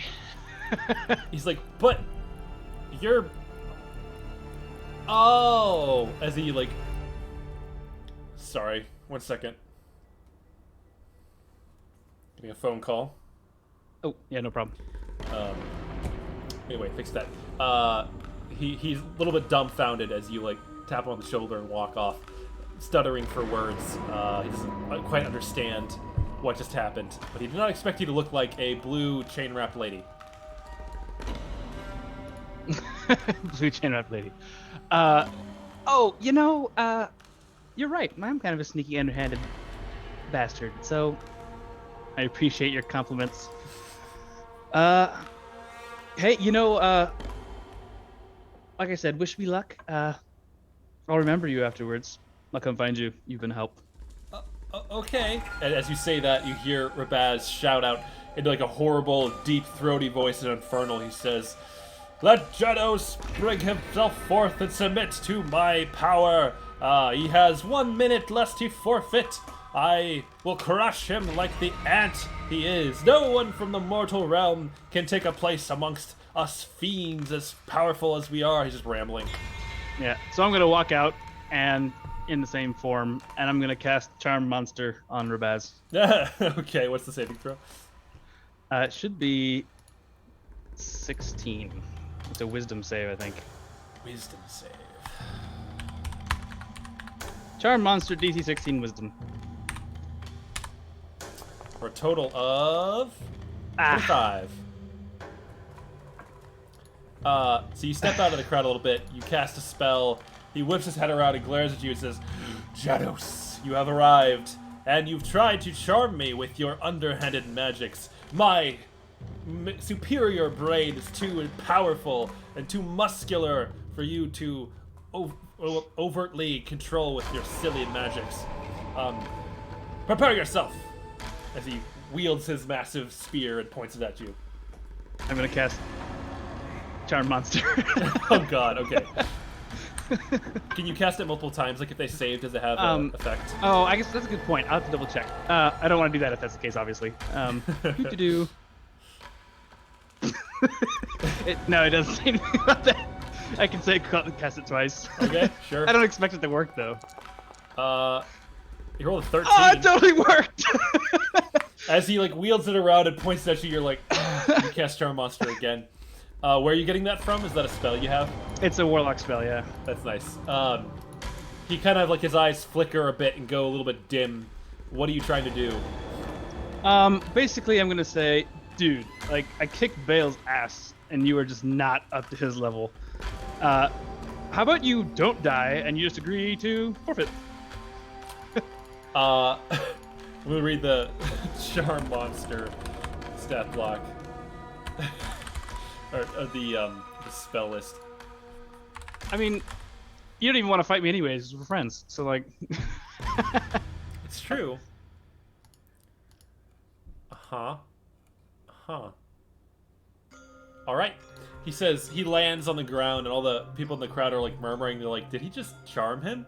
And Rabaz is like, "You know, that's a really good idea. I think we can accomplish a lot more by working together versus being at odds." And everyone in the crowd is like, "Oh!" and begin to disperse. Rabaz walks over and like reaches out a massive, muscly, veiny hand to you and says, Yeah. Let's put aside our differences, Janos, and work towards a better future for demon kind." My brother! And I'm going to stick out my hand and shake his hand. And All right, he shakes his hand. He says, "All right, I don't need this. I guess it's all in the past. Put it behind us." He like tears up his contract. His attempt at making you fight him. I could use a good lieutenant. I would love to be a lieutenant. It sounds really fun, actually. Yeah, the thing is that you've clearly got some physical power, some real might.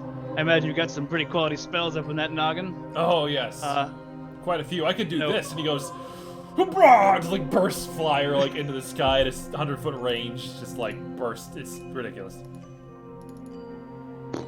Like I said, could really use a good lieutenant. Someone to, collect all the accolades and be the hero of the people that maybe I don't necessarily need to be, being a sneaky sort myself. That's fair. I could help you out. I could punch things for you, and as long as you give me some credit now and then, and maybe give me, an audience with Lord Mammon and tell him that I'm doing a good job, that would be great. It's a mutually beneficial arrangement. You're my buddy. Like, why not? Exactly. So, just if you ever feel like I'm slighting you in the future, just know that I'm actually looking out for you, that you're my buddy. And if you feel a little offended at any point, it was all for a good cause. Make a persuasion check with advantage. He's currently charmed, but he's listening to you. He's going to be mighty pissed in the future. That's exactly what I'm worried about. I got a dirty 21. 21. Kind of 21. He's like, "Yeah, sure. I don't know what you're talking about. We're buddies. It'll be fine." Everyone's like, "Oh god, we're gonna have to watch this later." But you feel like you've actually gotten through to him. While you're certain he's gonna be super pissed when he gets out of this enchantment, he's still hearing what you're saying, and if he could accept to be subservient for a while and like be your muscle, there's a good chance he might actually be amenable to that and like be under you for a while, if it means that one day he could challenge you again once he's gained even more power and clout and take your place. That's probably what's going to happen way down the road from your conversation here. Say, well, excellent. So, just so the rest of you know, if you can't beat Rabaz here, then you probably shouldn't be facing me. So, make an keep that in intimidation mind. check with advantage as you address the crowds of devils that are now watching on from the distance. 21 again. They all kind of mumble and grumble and go about their business, but you get the sense the message has been delivered correctly.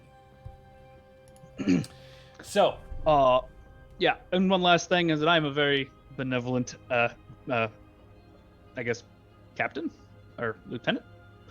So, I appreciate all forms of graciousness from the people that I serve this proud city. So, if you ever feel like you want to turn your taxes in early, I will graciously accept. Sure. I'm already paid up, but I'll think about that next time. Not Rabaz, but like just people in the general crowd. Yeah. They're like they mumble and kind of rumble and wander off. They accept your clear show of dominance here. They don't like it necessarily. They never will. But you're happy and confident with your ability to maintain your position here. You walk back into Minaros with Rabaz at your side. He seems to be quite pleased with himself. This is a complete win for him. I will say, as you walk towards your brand new golden fist tower encrusted in jewels, holding a pile of wealth, as the horned devil Rabaz marches alongside you. All the devils of Minaros giving you a wide berth, and as you prepare for a mission to the second level of Hell to aid the Blue Duke in his crusade, whatever it might be, in your own sneaky way. Is there anything else that you wish for Janos to do before he pursues this path? Well, Janos clearly needs to come up with a way to be able to beat down things like Rabaz as opposed to like, and charm his way through. The thing is that he's a devil now, and there's nothing saying that Mammon has to be his boss forever. So gotta begin laying the groundwork for a little upward mobility in the corporate world. So, maybe he should start a cult. Excellent. Roll a religion check for me.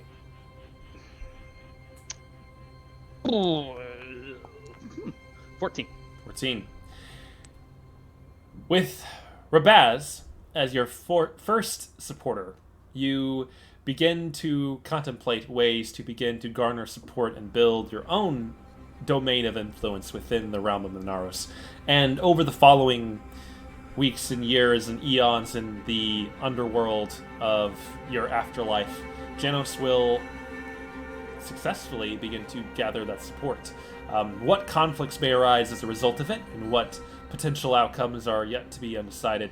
But I will wrap up our one-shot there and leave it to that as Janos looks out over his new domain from his new window perspective and feels nothing but burning excitement for what future wealth and power he could gather for himself. We will end our one-shot there. Boy, am I glad that worked. I was definitely going to get rocked by Rabaz. Yeah, he's rough. If you could have locked him down with stunning strikes or something, it would have been okay, but he could have wrecked you in there. Well, what is he, a horn devil? Yeah, CR11. Oh, he's got so much health. Mm-hmm. Yeah, my plan was going to be to run like mad and throw Eldritch Blasts over my back. that would probably do it eventually, yeah. His only spell attack is fire, so... Yeah, exactly. Or ranged attack is fire, yeah. Oh, also now you have a nightmare mount. That is cool. You hang out with. I feel like the right thing to do would be to bring that with me next time, but I'll come up with a name for him eventually, and I'll let you know. Well, Janos has passed from the world of living into the afterlife, into his new role as a permanent fixture, a fiend in the realm of Minaros. Pretty badass. I am a fan of the horns. That looks... I'm gonna have to cut holes in my hat so they can... Yes. I think it's fitting. I think it's a good end to the character. It's appropriate. Like, he lived a very full, productive life. His legacy in Athendria will always be a positive one. But the choices he made and the deals he cut have led me here. And that's... Well, I can't say that he would be super satisfied in somewhere else. So... Right. But, it's the kind of thing where if he gets enough power and enough influence for himself in this realm, then maybe he can kind of decide where he wants to be, what he wants to be doing, more so than he currently can. Yeah, I'm actually really excited about the Blue Duke part because he'll be subtle and all that, but it's really neat to see how that kind of ties back into what we're doing already. Mm-hmm. Yeah, he's basically taking the role of like Mammon's assassin that is aiding the effort that he made a deal for, and that's we'll see how that pans out or not in the future of our main campaign. Cool. Well, if anyone's watching, thanks for sticking with it. I'm gonna stop the stream now. Anything else you want to say, Darren? That chain devil, though, that was a good callback. I knew that she was here. I knew she was around. I was like, oh, I bet I'll run into her. And then I did not expect to just be like, ah, out of the trap. And I was like, She's been oh, waiting crap. for you. She knew you were going to come, and she set up a trap. Thanks for watching, Josh. He said thank you in the chat. Hey, yeah, I had to make sure not to ask any questions that would give anything away. I think too insightful. Yeah. All right. Thanks, guys. Have a good night.